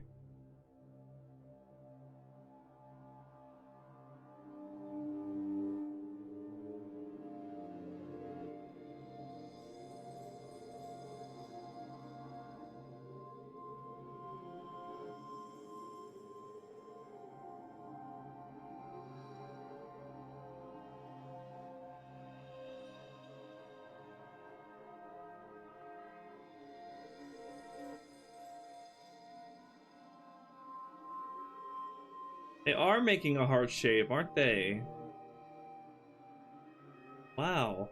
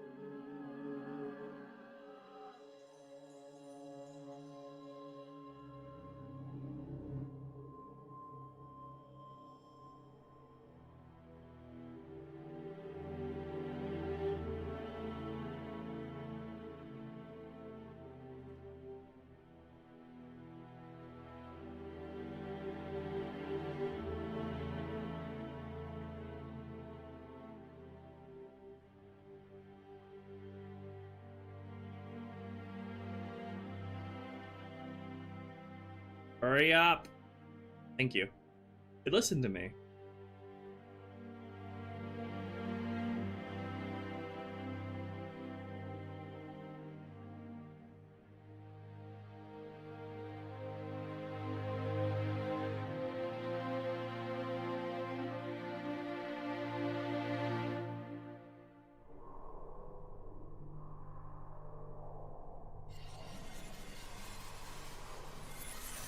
Right, why did that take 7.5 minutes? As punishment for fucking around too much. Okay.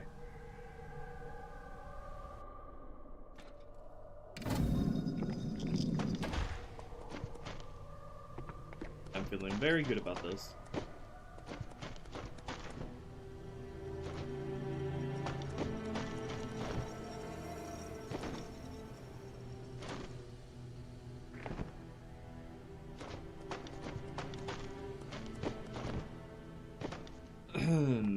Let's check out how the pathfinding treats these.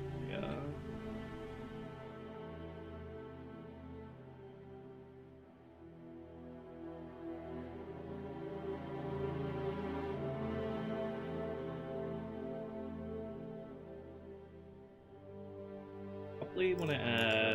Probably want to make them go around the long way up this ramp. We'll put a quick cutout.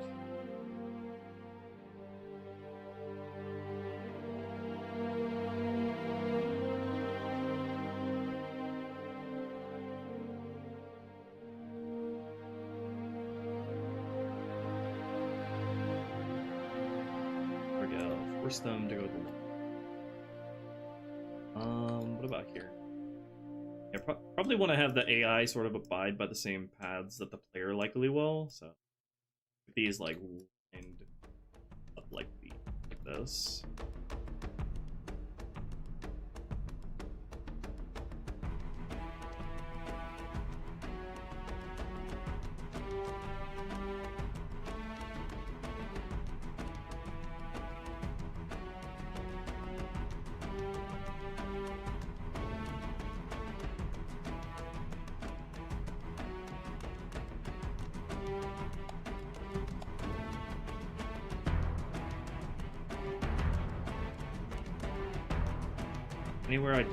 Anywhere I don't want the AI to go here.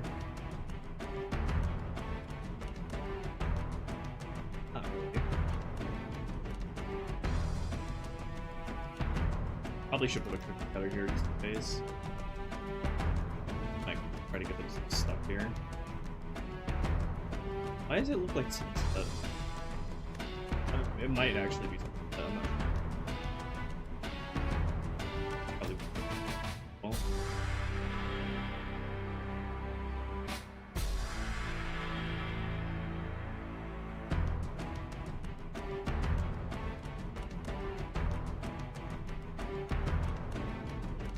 Some things to make sure the AI don't get stuck.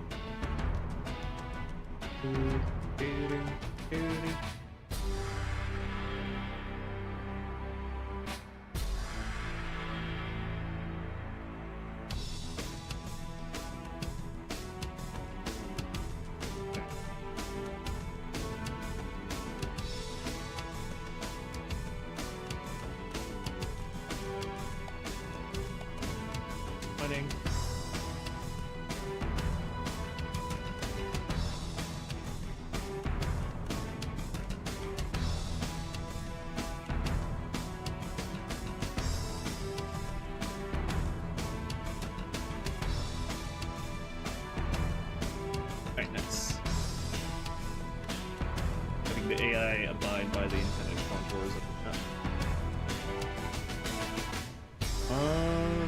Are we ready to build this encounter? I think we might be. Let's get like a very basic blockout going, just like place all the enemies where they're supposed to be before placing the target points. And we'll see how we feel about that. Let's get all the squads placed in, all the intended squads for this encounter. I have written down was my plan for this.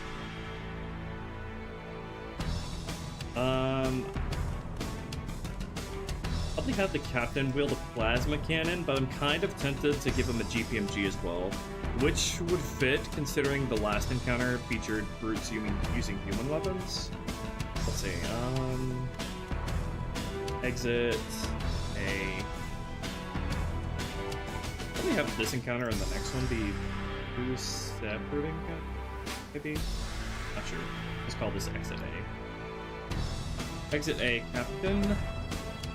Make a squad group for that. Mountain exit. Exit A enemies. Should this be stealthable? If you've stealthed up to this point. Probably.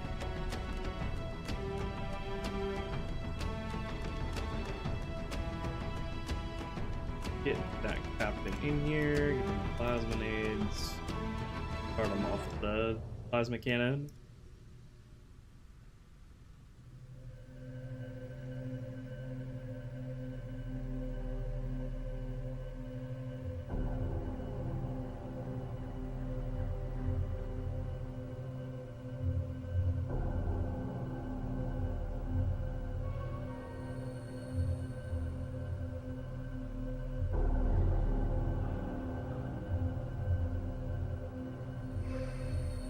Add yellow paint to the doors. Oh yeah, there's no way players would be able to spot this door unless I, you know, put some yellow paint on it. It's just like, it just blends into the environment too much, you know?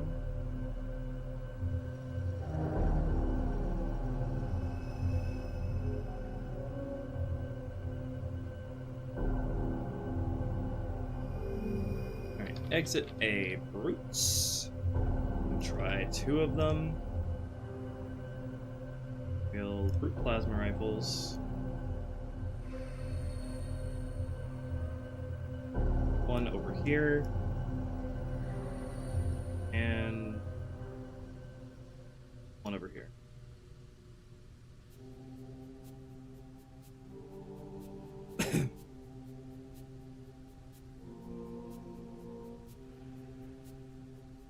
Then exit a jackal right.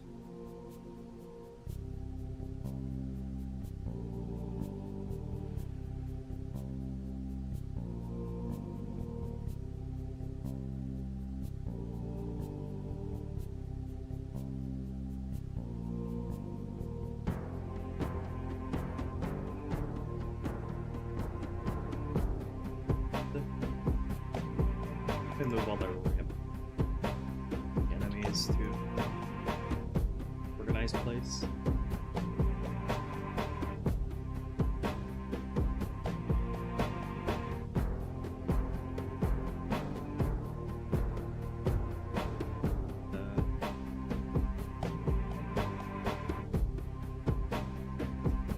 Exit a jackal left.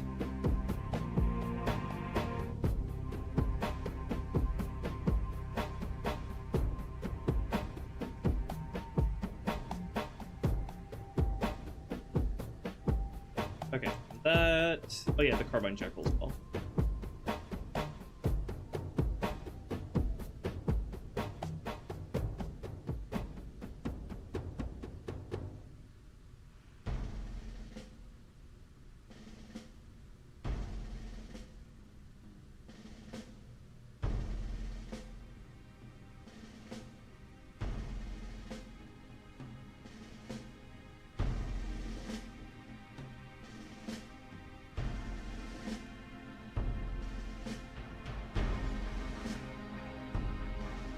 Carbine.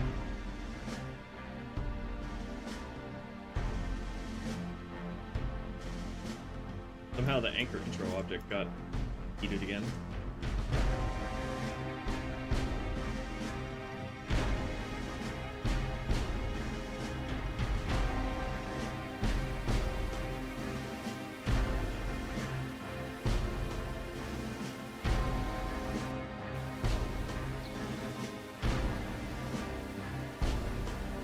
Cinematic anchor get deleted.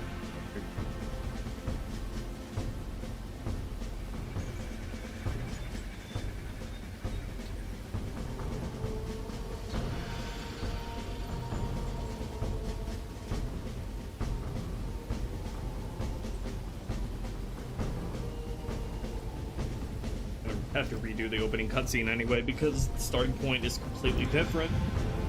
But yeah, that's a problem solved for another time.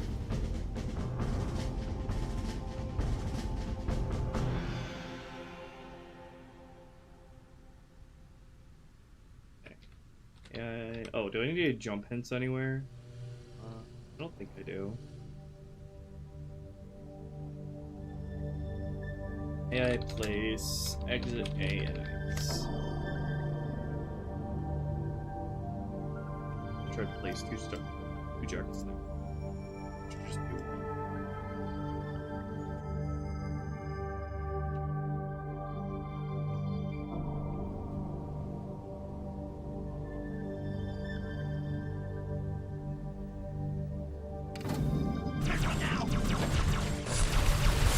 I like the way the Brood is framed against the sunlight. It's fancy.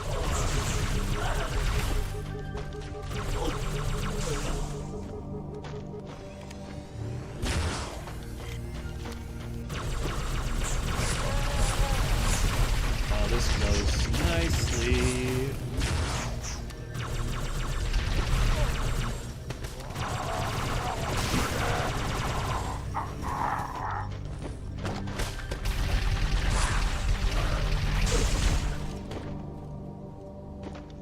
That plays well. Let's get some firing points going now.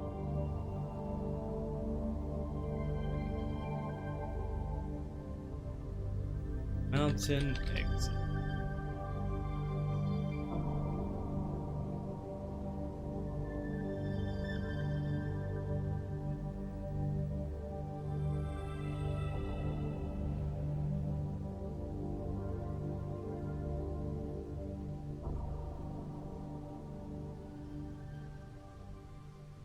Alright, captain's firing point.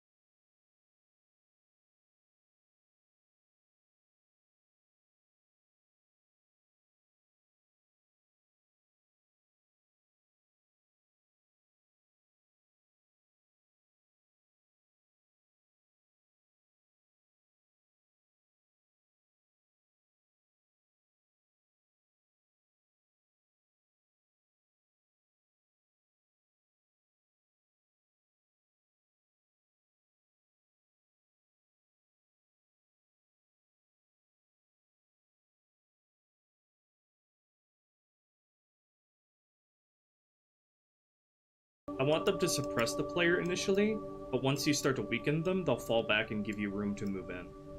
I think that'll be a good flow. I would prefer that the AI, the brutes, do not cross in front of the captain here. I wonder, I could probably achieve that with a cookie cutter if I placed it here, but that might obstruct the ally AI if I do that. I don't know. I won't worry about that right now.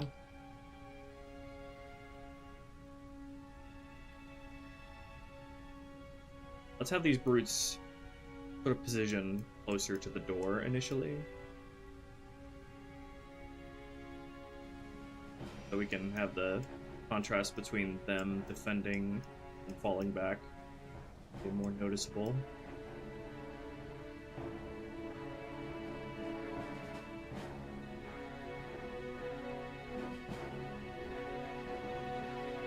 Alright, and the Jackal's firing point.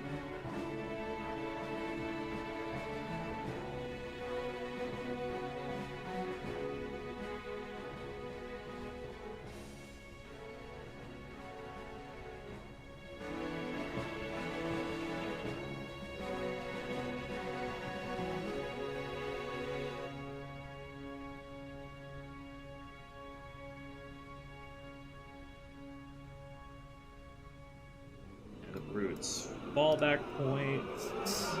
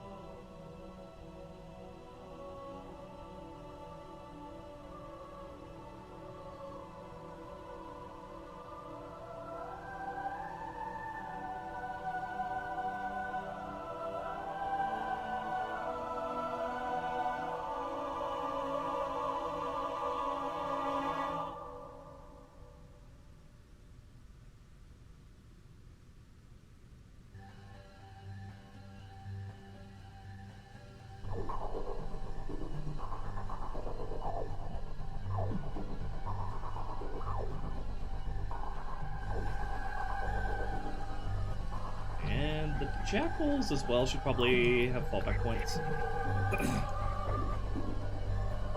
These two Jackals will crowd around this rock and make it weakened.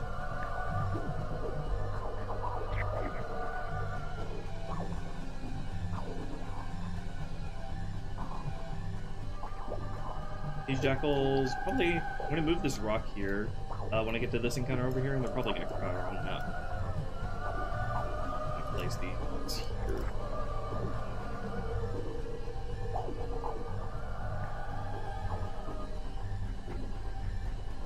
And then Jackal Sniper up here.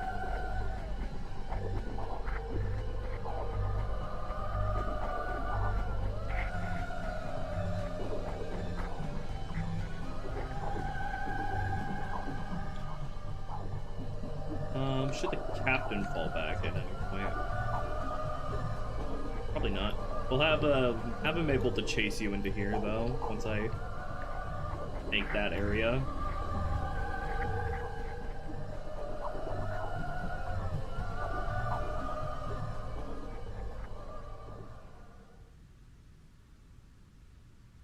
Okay, that seems good for the enemies. I'll worry about the allies in a minute. Make the orders for all these guys. Exit a captain. You're guarding.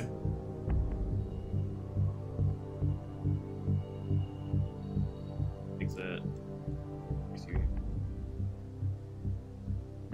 Let's let you search here.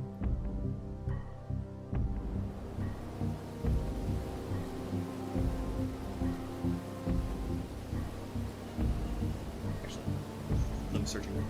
Right. Whatever reason, slip past him and get behind this rock.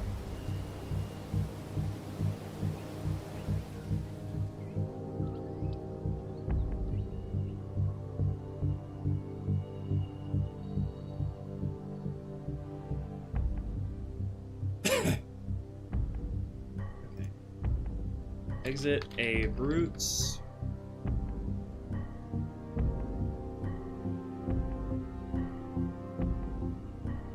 Fight from here initially.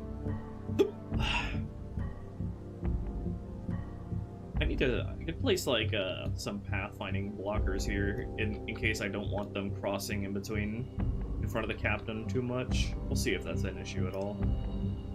Searching positions back here and here. Then, when the captain is dead, you're less than 25%. Right. We'll fall back and exit a captain dead. Trigger for this. A or fewer alive. Referencing the captain.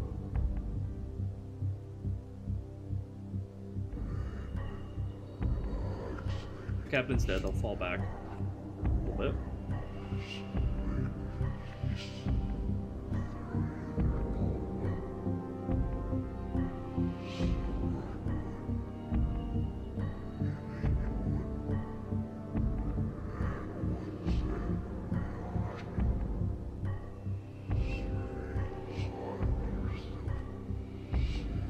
Right side jackals.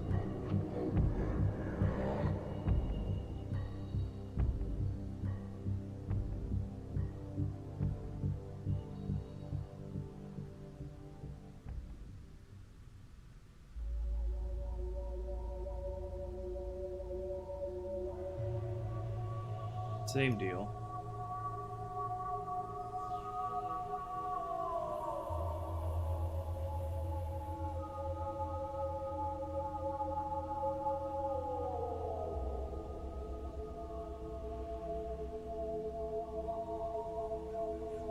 Left side jackals.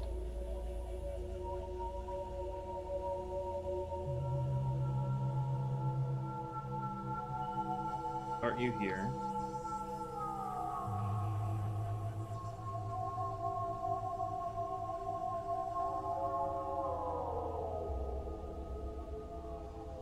Here. And the jackal snipe.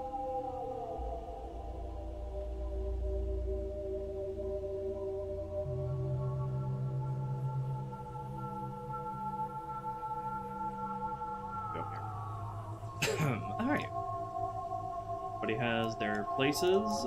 Might need to regenerate some pathfinding.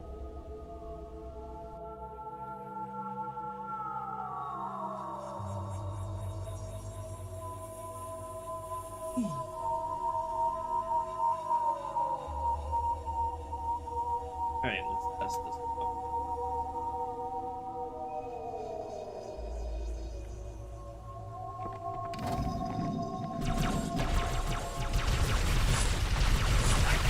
Starts off impressive initially. Probably gonna kill the captain early in the encounter since he's given a fuel rod. Once that's done, they will fall back and give you some room. Nice, I like how that flows.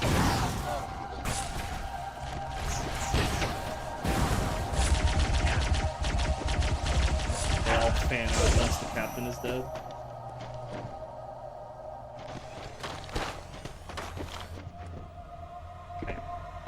Let's make an actual script for this now. Oh my god. Let's see, what encounter was this in vanilla? Encounter 6? Let's attempt an ambush.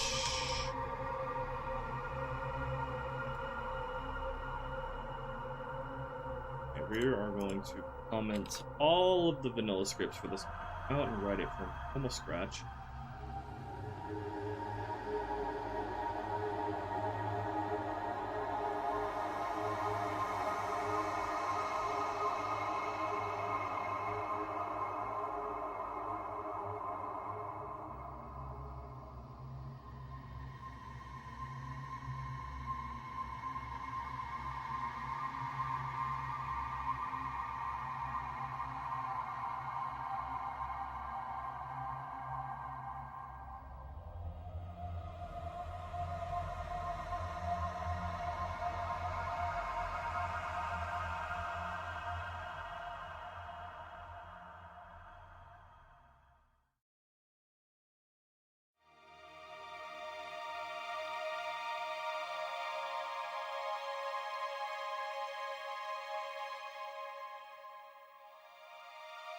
Now let me just copy one of the scripts.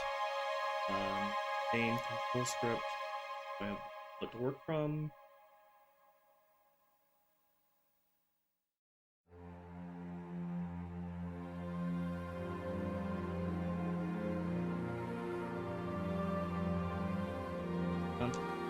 And exit A.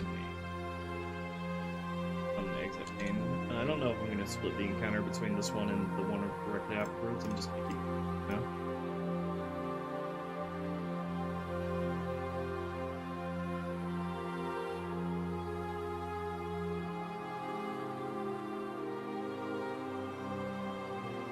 Boolean that tells it started.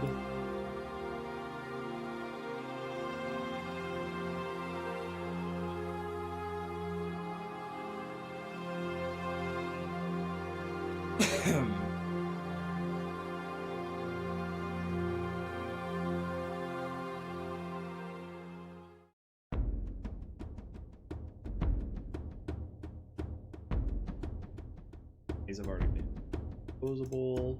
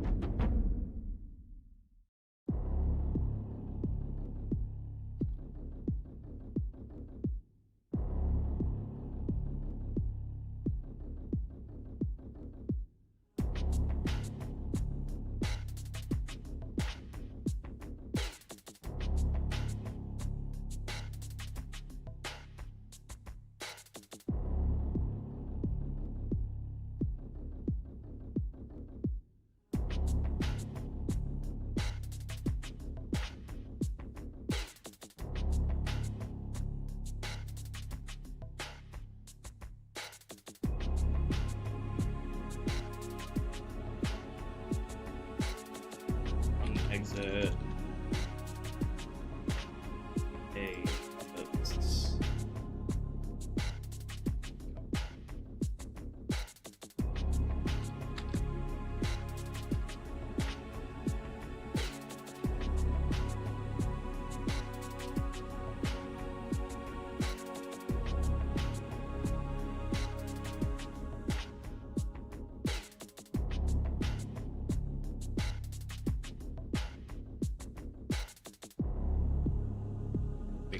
script. End of the last encounter.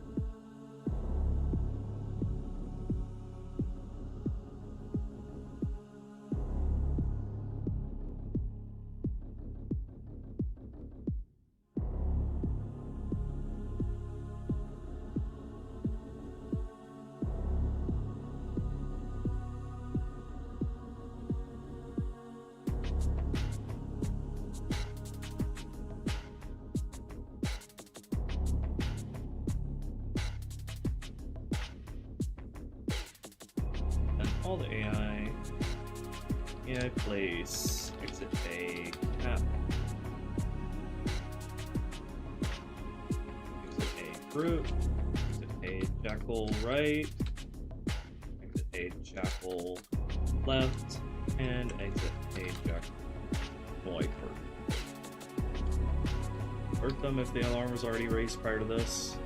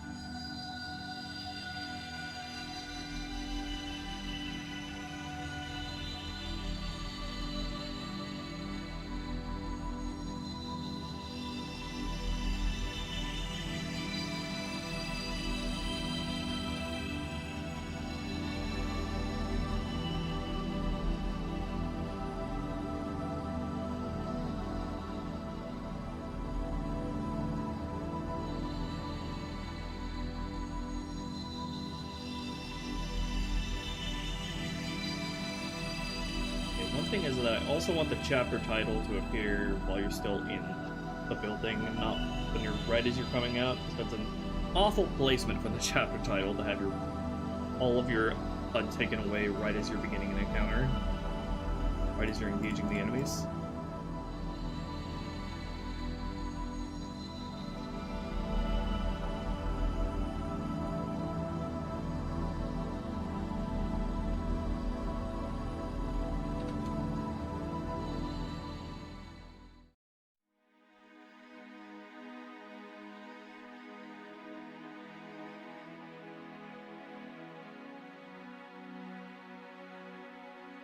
Where did I put the trigger volume to initiate this encounter?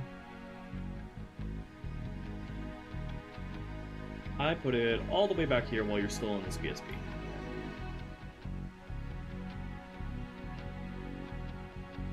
So we need another trigger volume.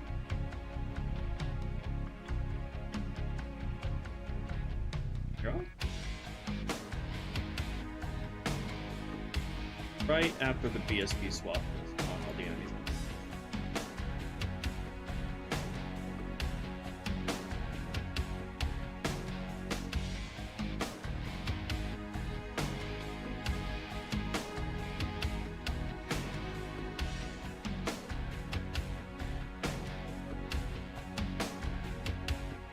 The script will wait for that.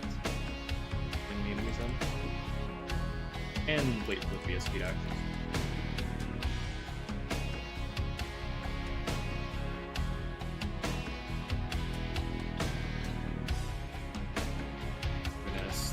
Until and volume players and structure BSP index is 0, I think. Yep.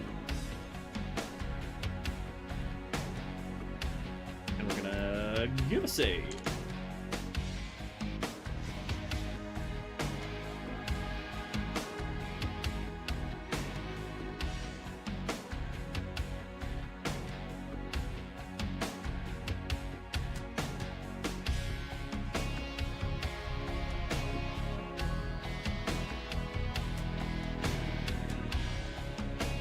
Let me make a test script for this now.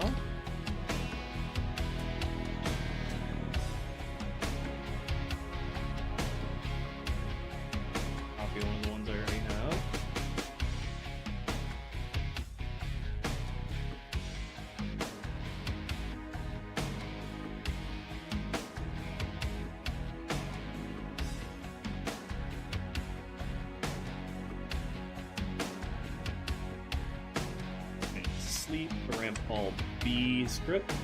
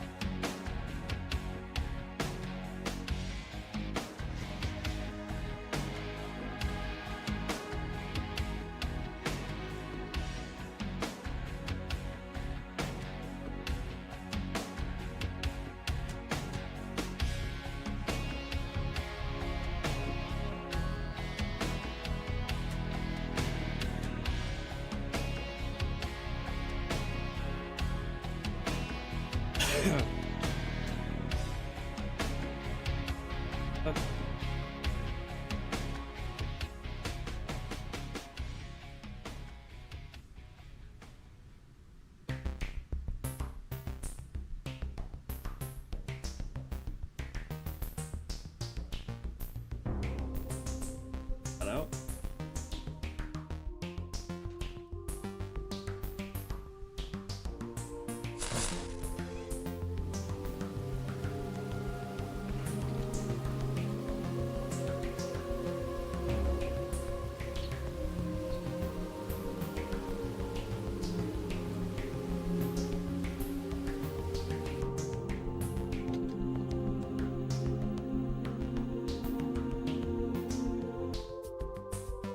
Dispelled mountain.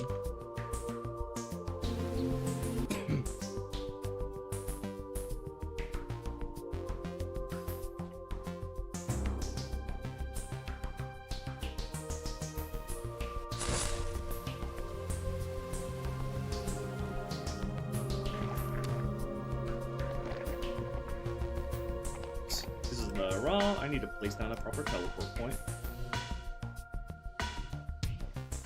You here.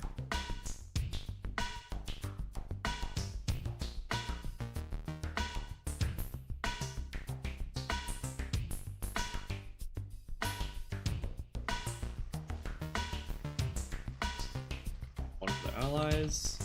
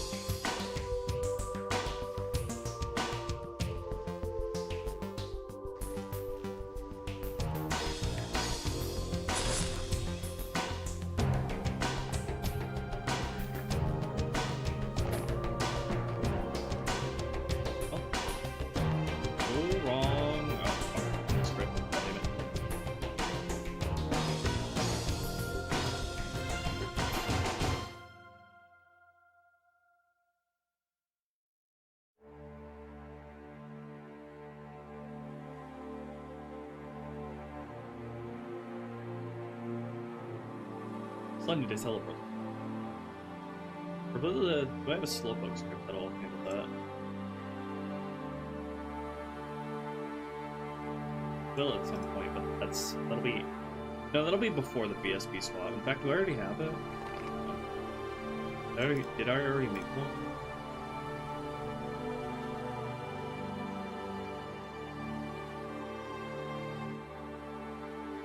Yeah, this seems better, not for teleport your ally from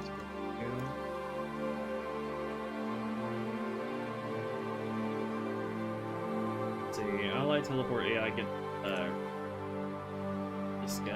list get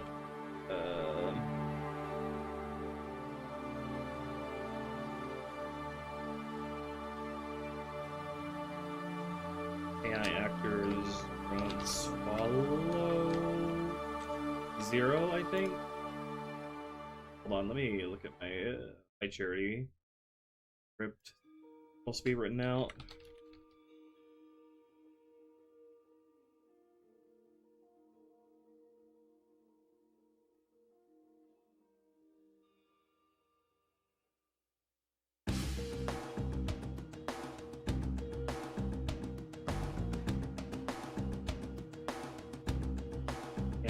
Okay, yeah.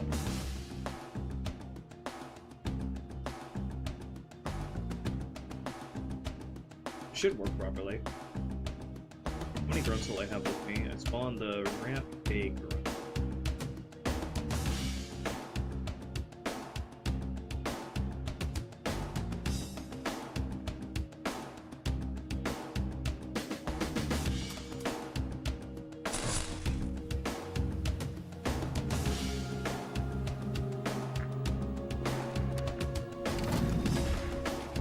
Hi.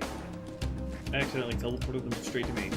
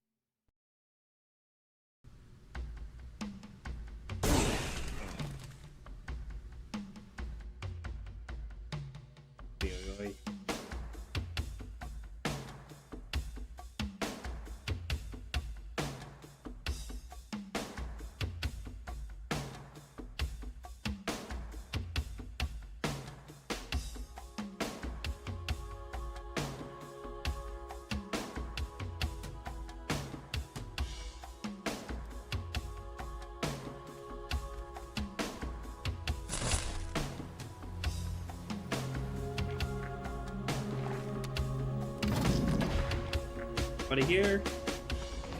Everybody ready? Mighty one moved fast, so keep up. Yeah.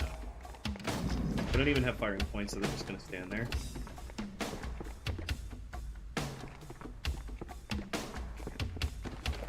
Chapter titles really do not work properly in CPN. That's that impact does.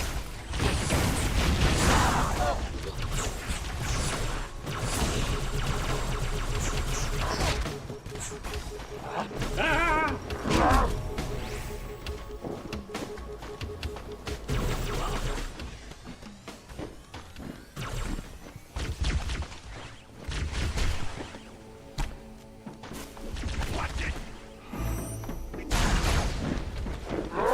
Ah, don't come up here.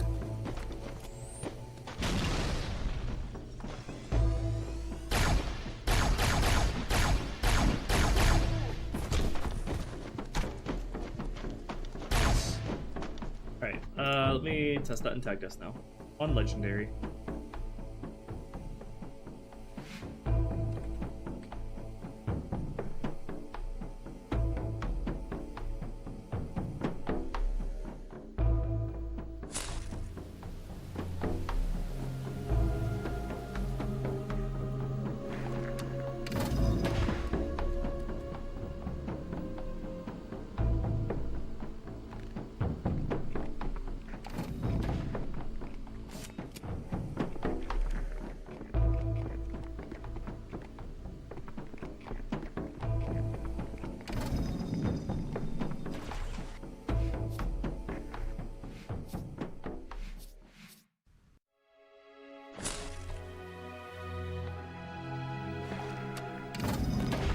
Oh, I probably have. Oh, well, the chapter titles are overlapping because I activated the test script without waiting for it to clear. Okay, wait for this to get off the screen.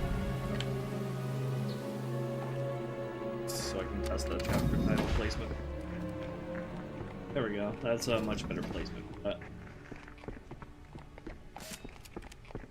so it's off screen by the time you initiate this encounter.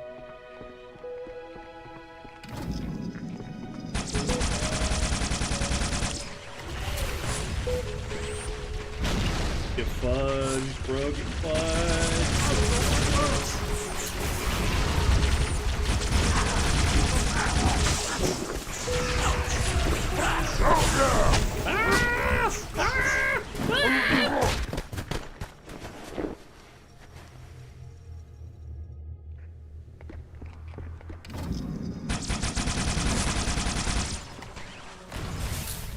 Oh, that bounce. That deflection. I don't know why that last one was hard to bring it.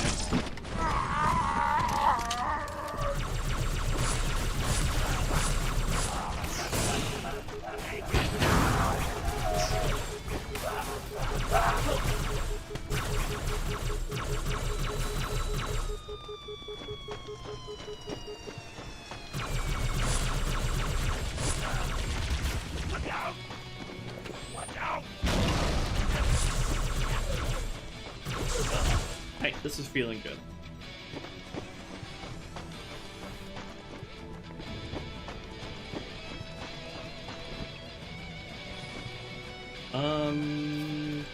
What next? Probably get that ally firing points and orders figured out as well.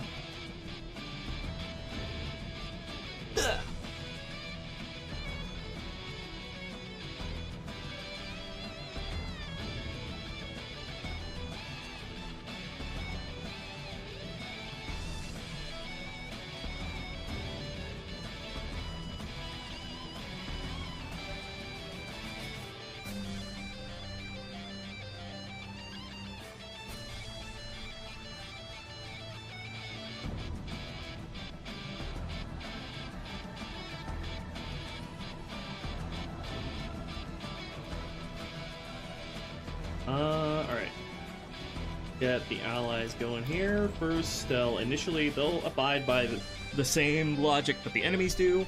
They'll hold back in here first until the captain is dead, or until a certain amount of them, the enemies have died. Then they will push forward.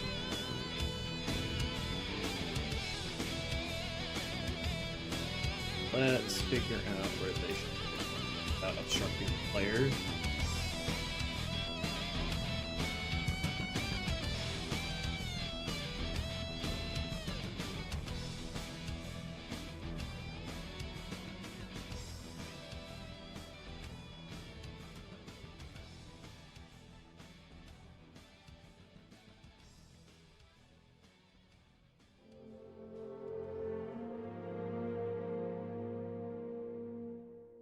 Them probably fight along this back wall with me.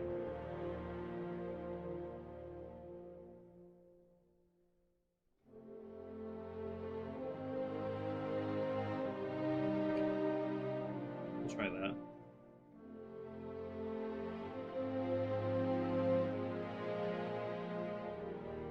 Hopefully they don't get in the player's way.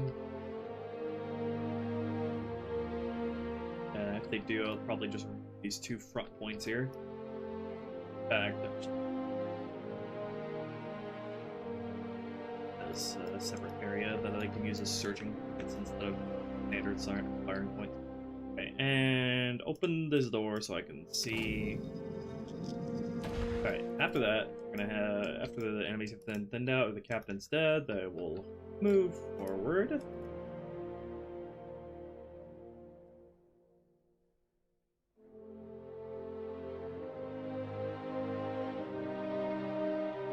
Fight along this back wall here.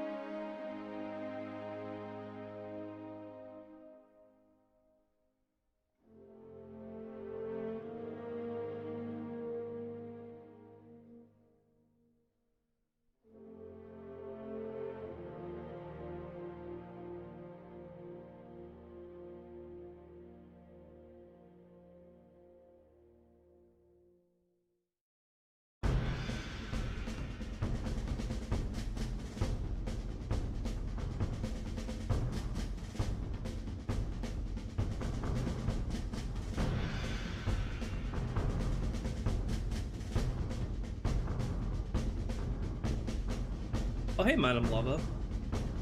Yeah, don't you love these UVs? It's my favorite thing to look at day to day. The mismatched light map settings, were you able to get marker light map working on them? Yeah. I didn't realize that was like an issue. I had the light map pull just to light a single portal. A single cluster. Gotta place an object named #lightmap_ pull into the mission frame. Place it within where the portal's gonna be, and it'll only light that portal. Only light that cluster. Very helpful. Especially on this mission where you can't see shit on the ground texture at all if it's not light mapped.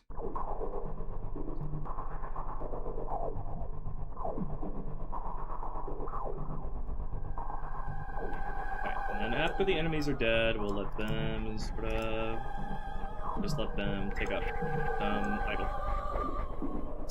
here, here.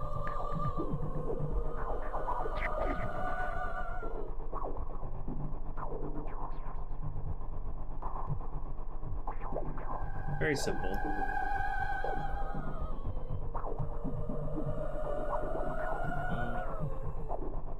Exit A allies. I'll just need 1, 2 orders for this. Start them off bunkering.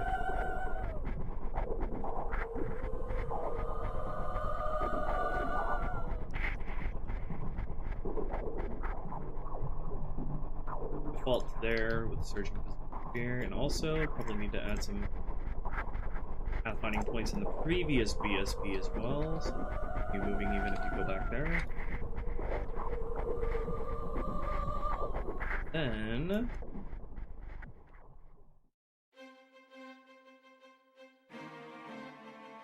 exit A, enemies weakened.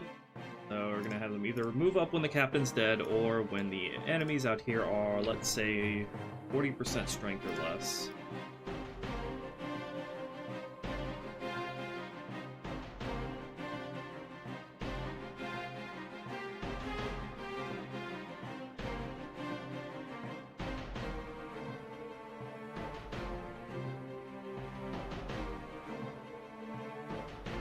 It will move up. Fight from there. And after all the enemies are dead, I'm gonna take up their idle position here.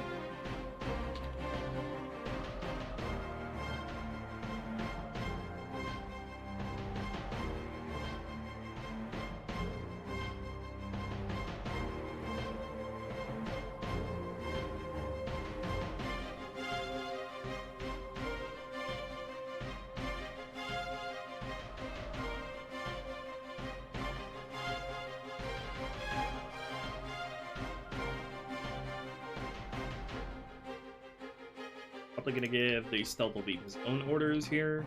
He can continue moving under active camo.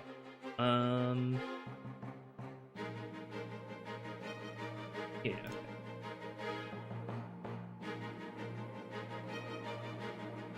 Dive into their orders now.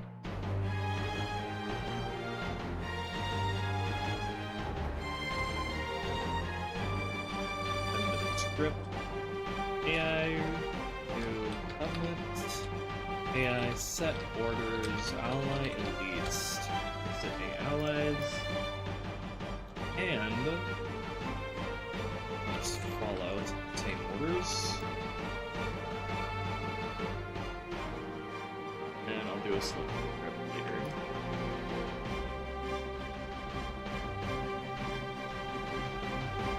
Generate pathfinding.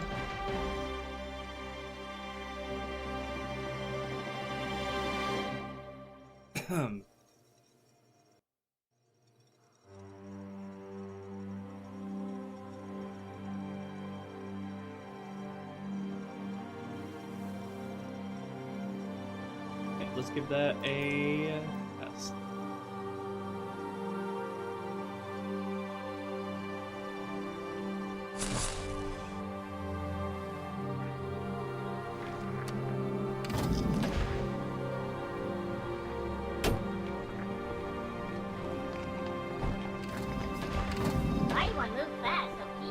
need to set their them be or a script.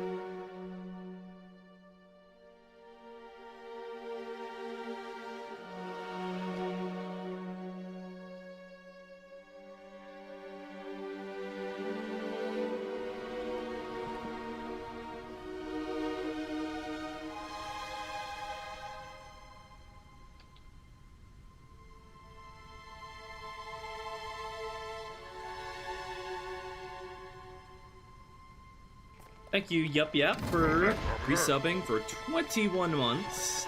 Great.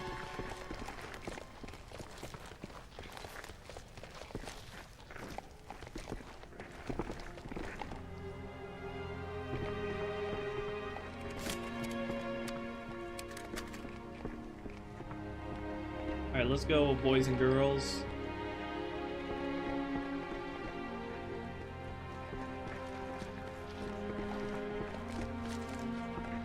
Oh, what is the Zealot's probably gonna go crazy. Rush past. Come on. That nade though.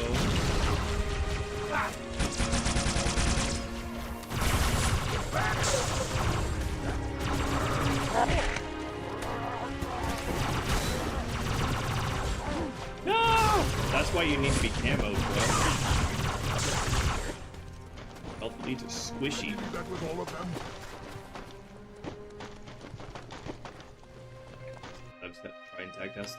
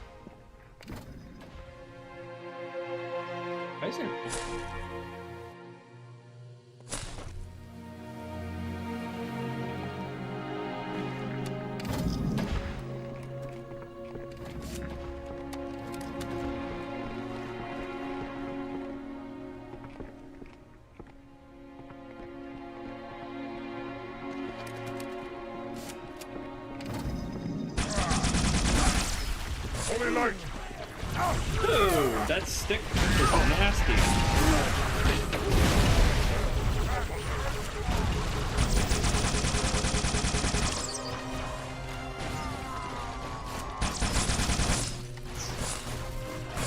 Zealot's going ham.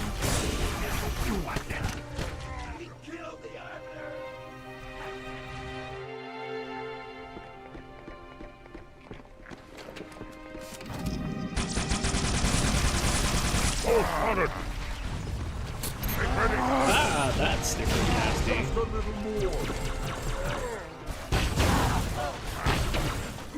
Somebody's on their A game today.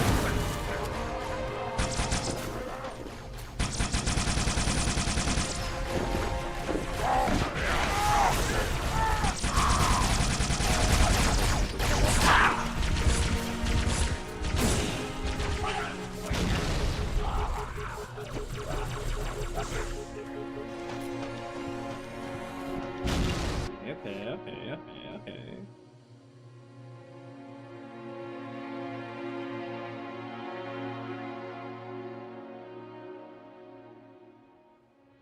Alright, now let's give the Stealth Elite his own orders so he can camo.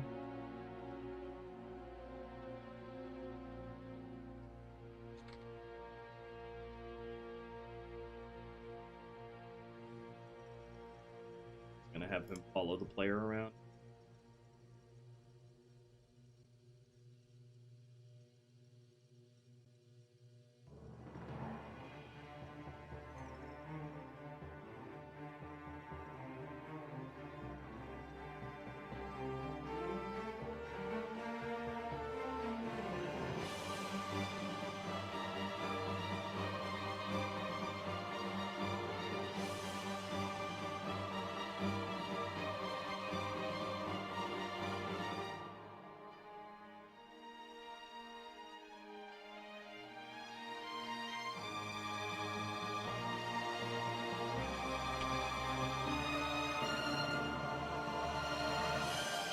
Yes, that orders. Wait.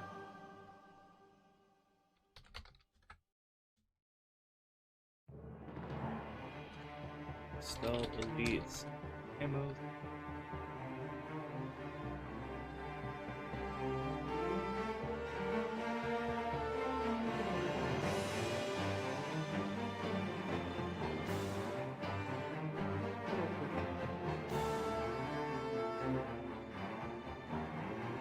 Please wait until we're in the spawn.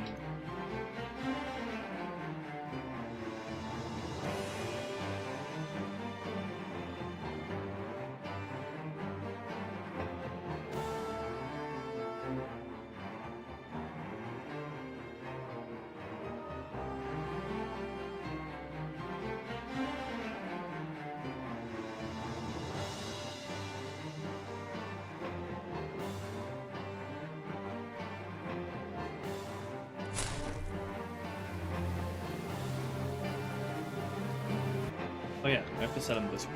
So...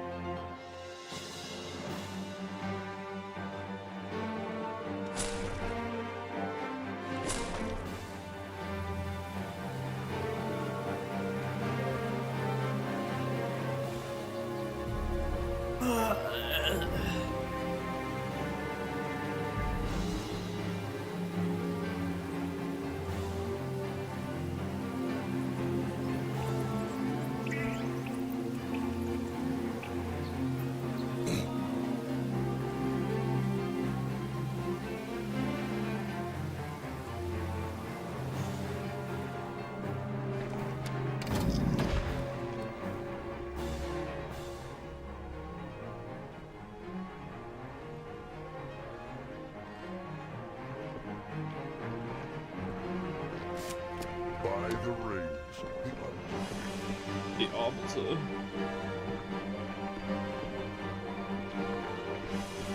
Alright, you can have ammo now. Yeah.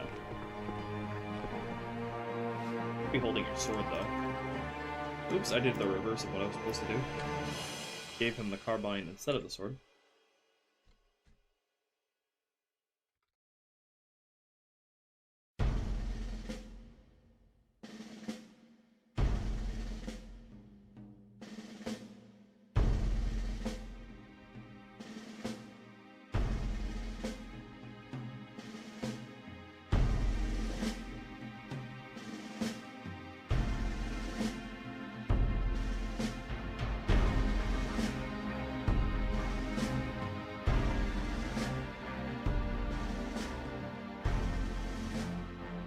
If he's not holding a power weapon that you gave him first before switching back to the sword.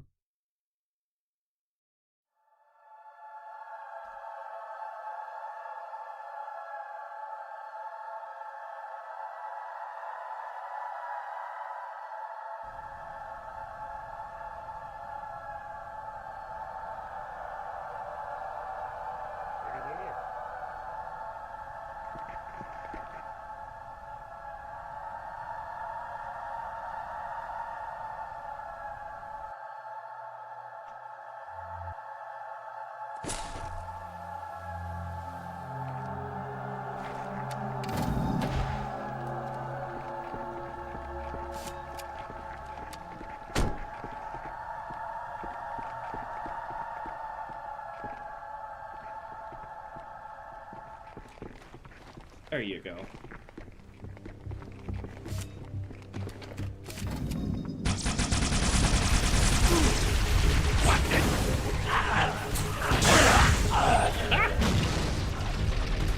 Whose grenade was that?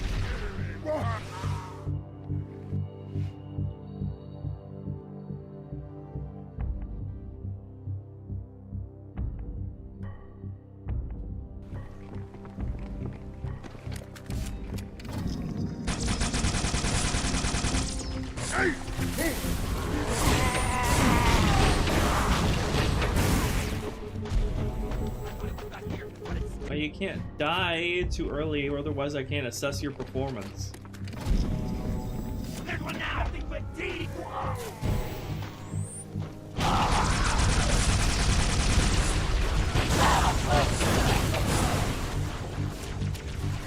There he is. You gotta like uncamo though.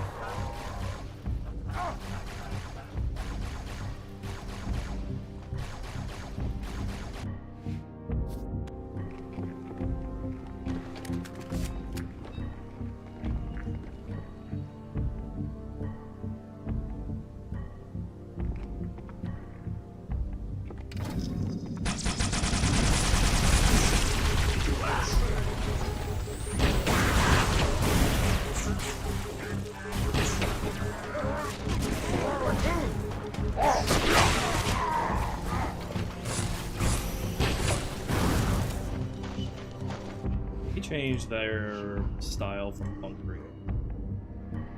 Guarding.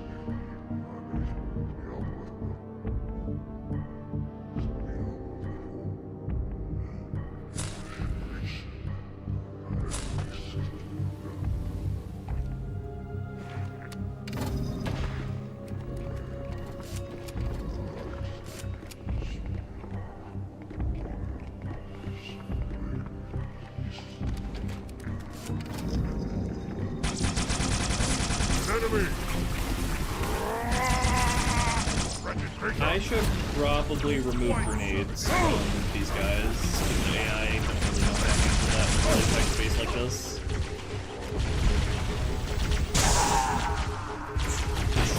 Enemies, I mean.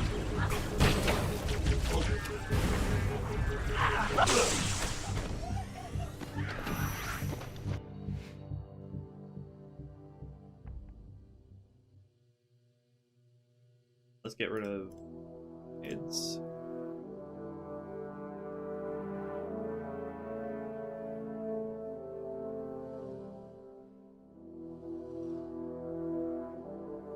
Pretty much for the same reason that I don't have any brute shop roots here. The choke point is just makes that very brutal.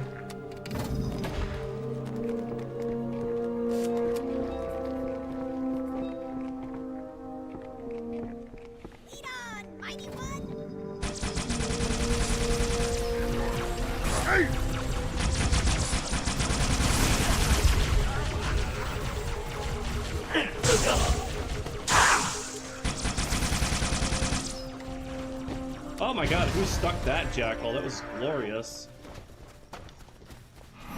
Okay, this seems good.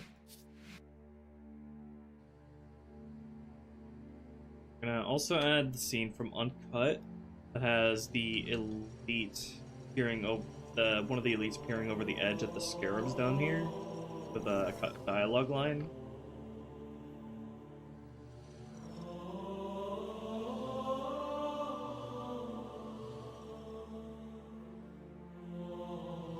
Oh, wait, that's the reason I thought this looked oversaturated, is because there's no atmospheric fog in this cluster. Fix that.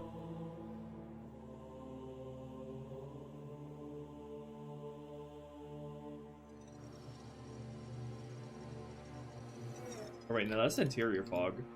What am I thinking? Oh, whatever. That later. Portal is only temporary anyway. Have a good dog walk, mindful. What should I work on next?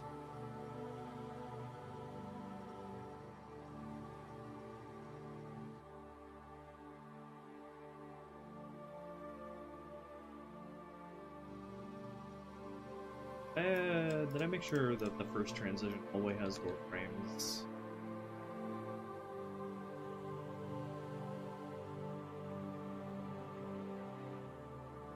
Yes.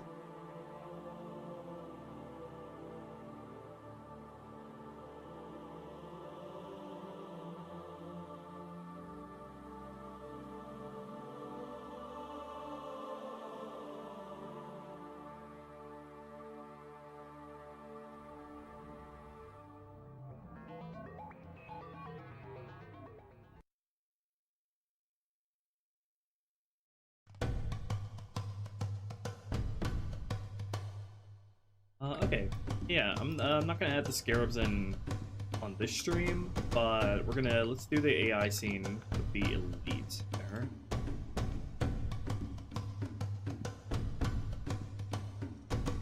Let's not make ourselves a target for those scarabs.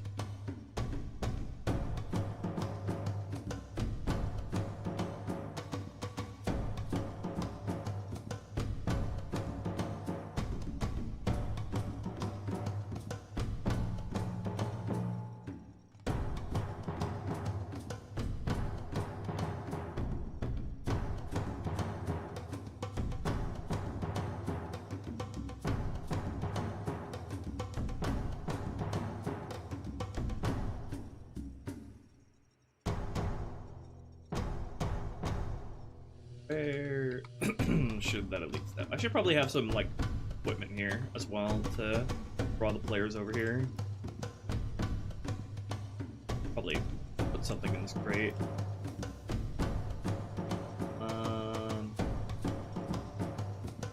Let's go. I have a variant with the carbine and plasma rifle.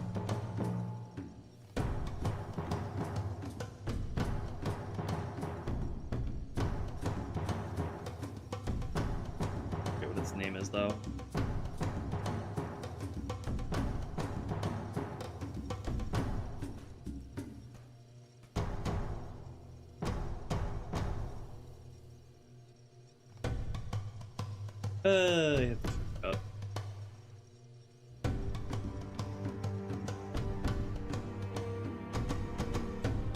Although I don't know when the brutes would have a crate with a standard plasma rifle.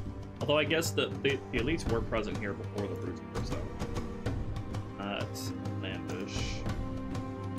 Probably a plasma rifle, maybe.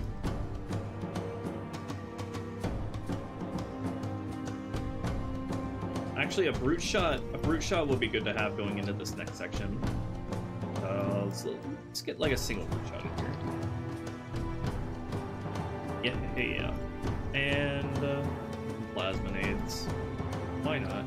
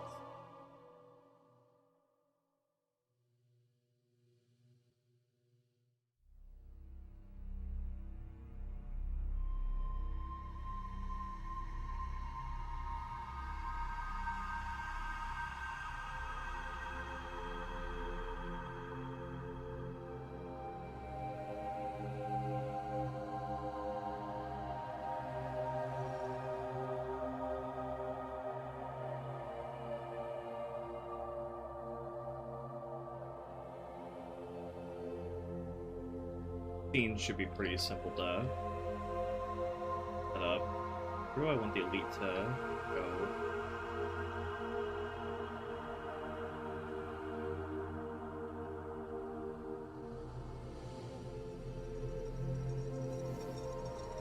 Maybe like right here.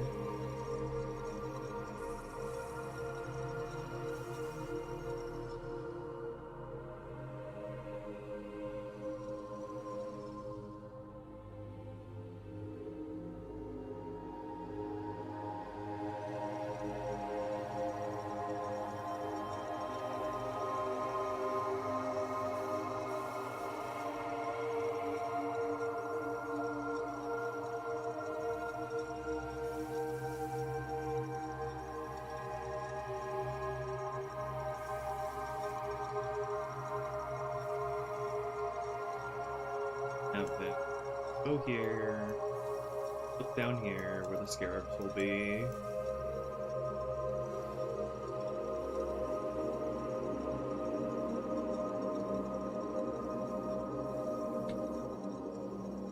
Is the AI scene for this still in here? I think so. Exit Ace.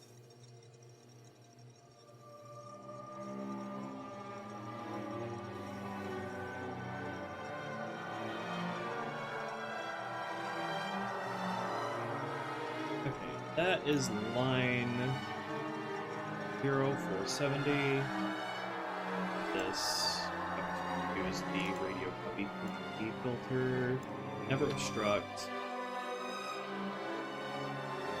Never obstruct. Let us not make ourselves a target for those scarabs. Proceed.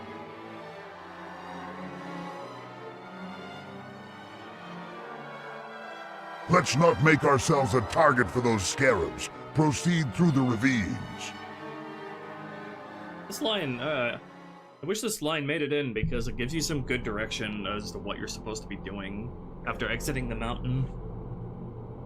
Uprising feels very, very aimless mission. Your only objective is just kill brutes, have fun.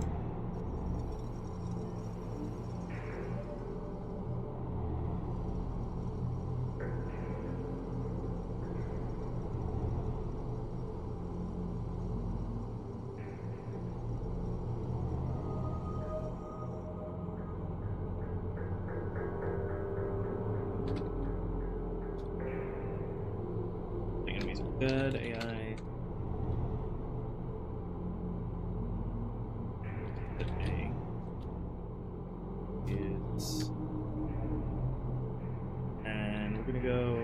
The script at random between the Zealot and the Stealth Elite if they're still alive, so...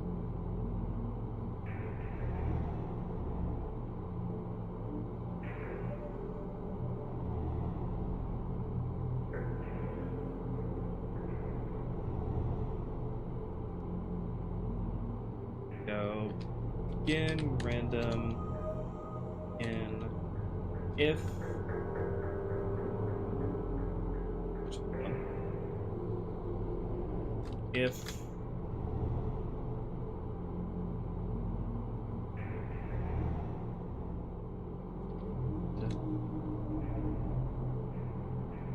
AI living count delete greater than 0,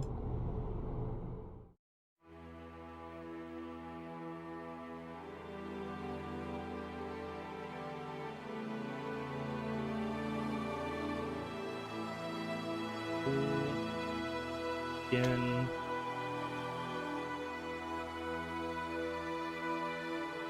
And random. Okay. So if the Stealth Elite is alive, then we will run the scene on him.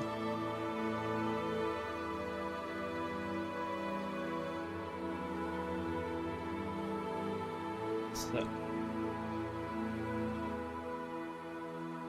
Be generic, random, 0.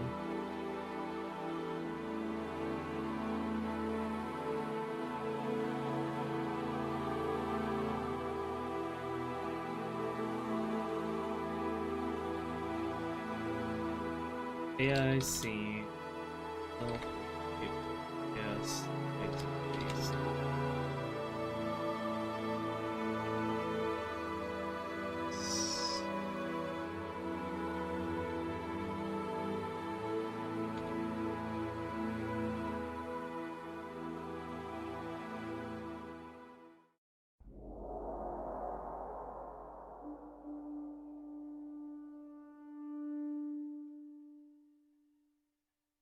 Any new brute ranks? Well, we made the captains visually distinct and giving them some of their Halo 3 armor, including making a Captain Major, which is gold.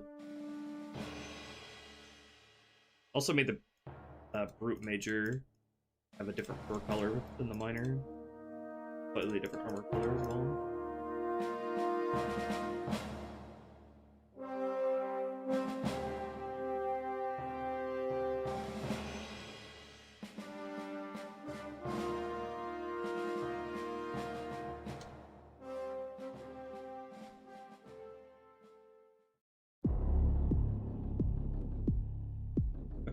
So if neither of these two are alive, then we're just gonna run the scene on whatever elite is alive.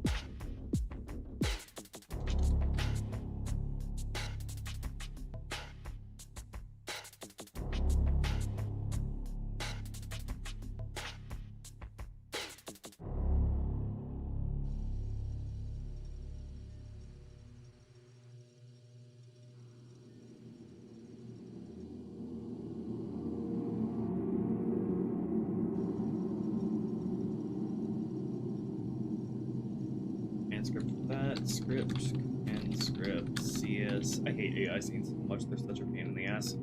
CS exit A scene, CS enable, pathfinding failsafe 1, CS enable, targeting 1, CS enable, ping 1,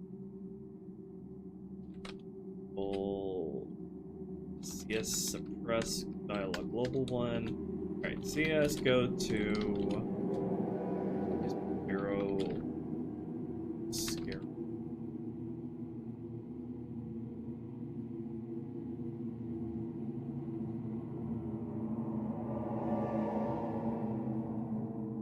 CS select 1, grub. Then CS play line 070. Print that as well in the debug. Print. Let's not make ourselves a target for those scarabs. Proceed with the review.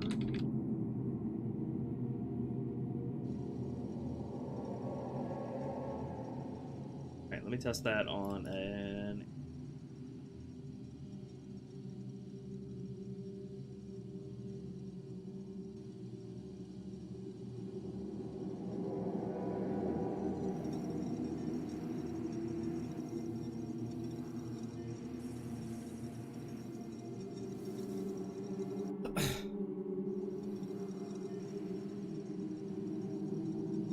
H3R be different from the old one?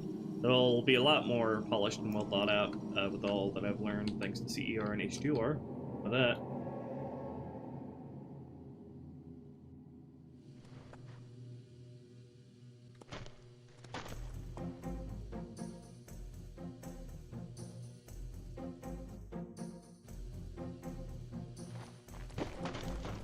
There he goes. Let's not make ourselves a target for those scarabs. Proceed through the ravines. I should probably have him look over here on the second half of that line. I will need to do like CS play line, AI play line, AI current actor. And have it sleep for the duration of the line minus 2 seconds. I can interrupt it mid-line.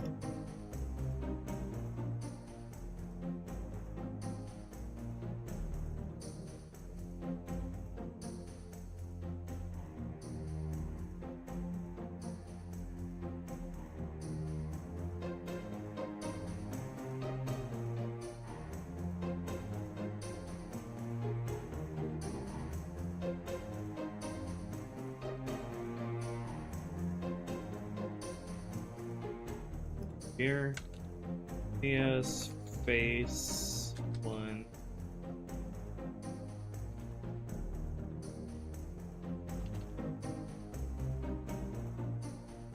face and look in that direction. We'll also have him play a pointing animation.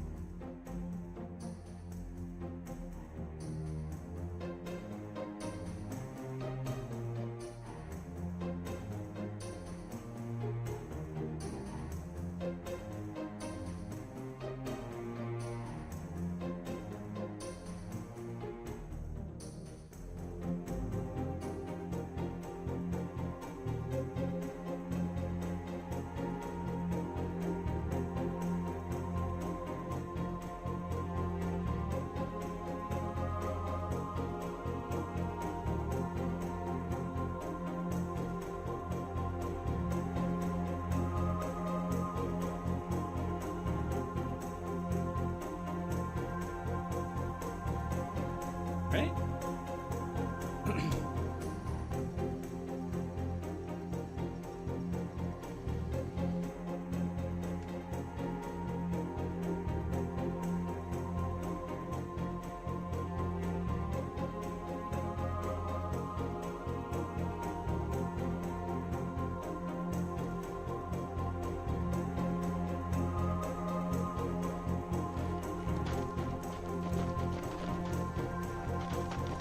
Let us not make ourselves a target for those scarabs. Proceed through the ravines. I should probably have him aim at the scarabs down there as well.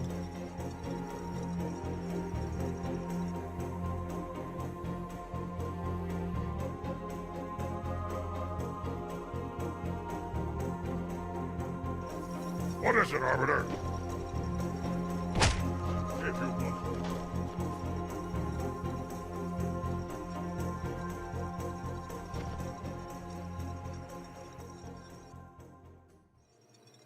Probably add a kill plane here just to be safe, if there isn't already. Just in case you can find a little nook that can cancel the fall timer. That would be very bad if you got a checkpoint. If you made it down here and you get a checkpoint and you find yourself soft locked.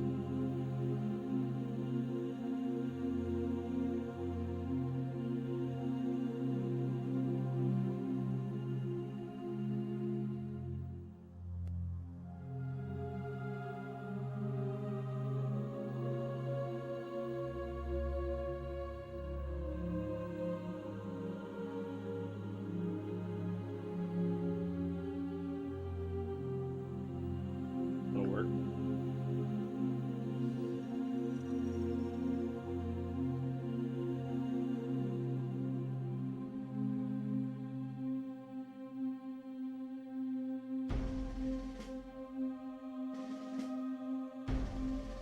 That's the last time he gives you split lip.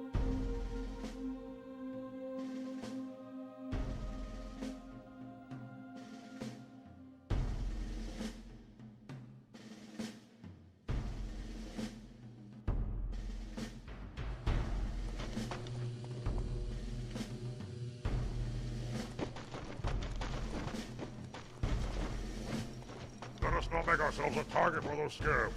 Proceed through the ravines. Yeah, let's go. I need to see what the timing is like on the other variant.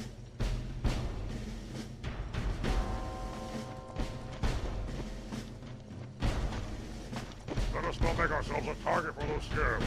Proceed through the ravines. Come on, give me the other variant. The other elite voice variant. Let us not make ourselves a target for those...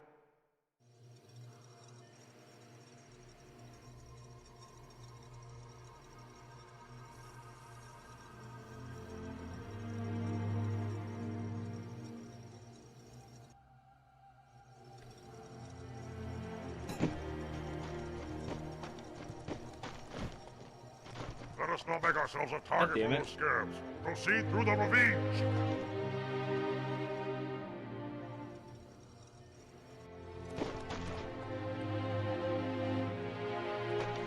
Hey! I'm just gonna keep killing you until you give me the right variant. Wait, was that the right variant? He just did... I don't know.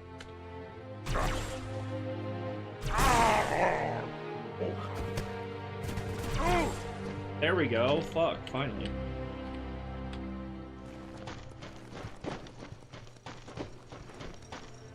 Let's not make ourselves a target for those scarabs. Proceed through the ravines. Yeah, I can make that point happen sooner, probably.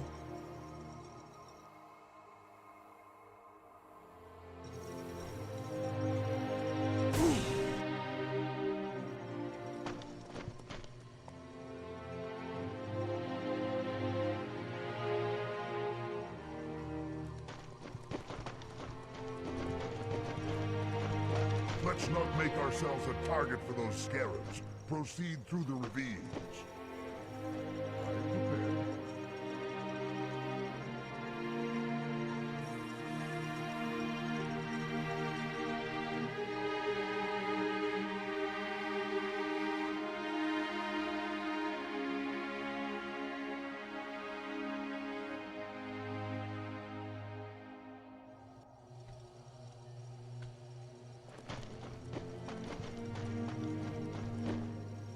Let us not make ourselves a target for those scarabs. Proceed through the ravines.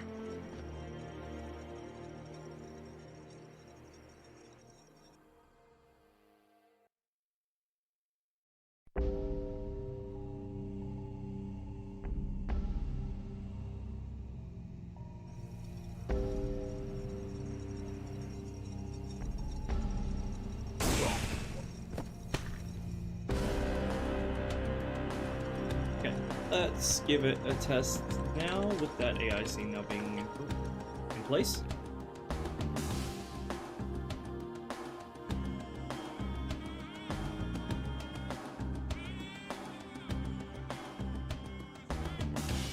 A visual touch-up to the Arbor's model.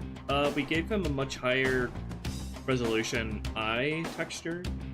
Because weirdly, his naked model, I think, has a higher eye texture resolution than his actual model.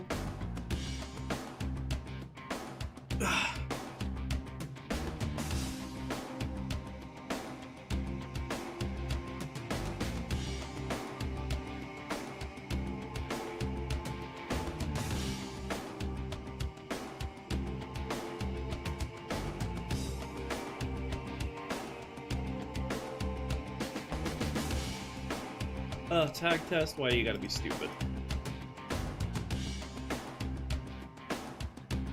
The point where it's legitimately faster to close tag test and reopen it than it is for it to finish whatever it thinks is so important that it needs to take a million years to load.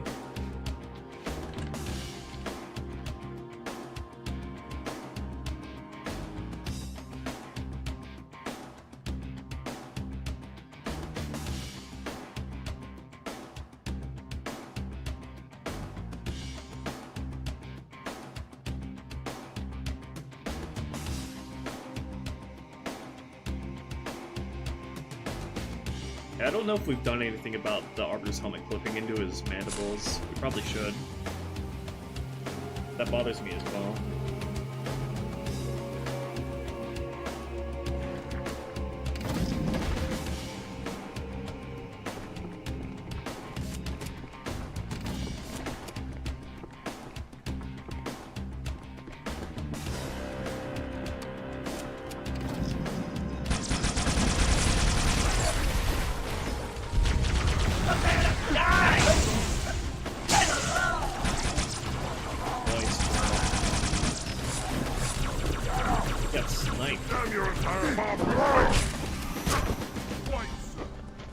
Fucking backhanded.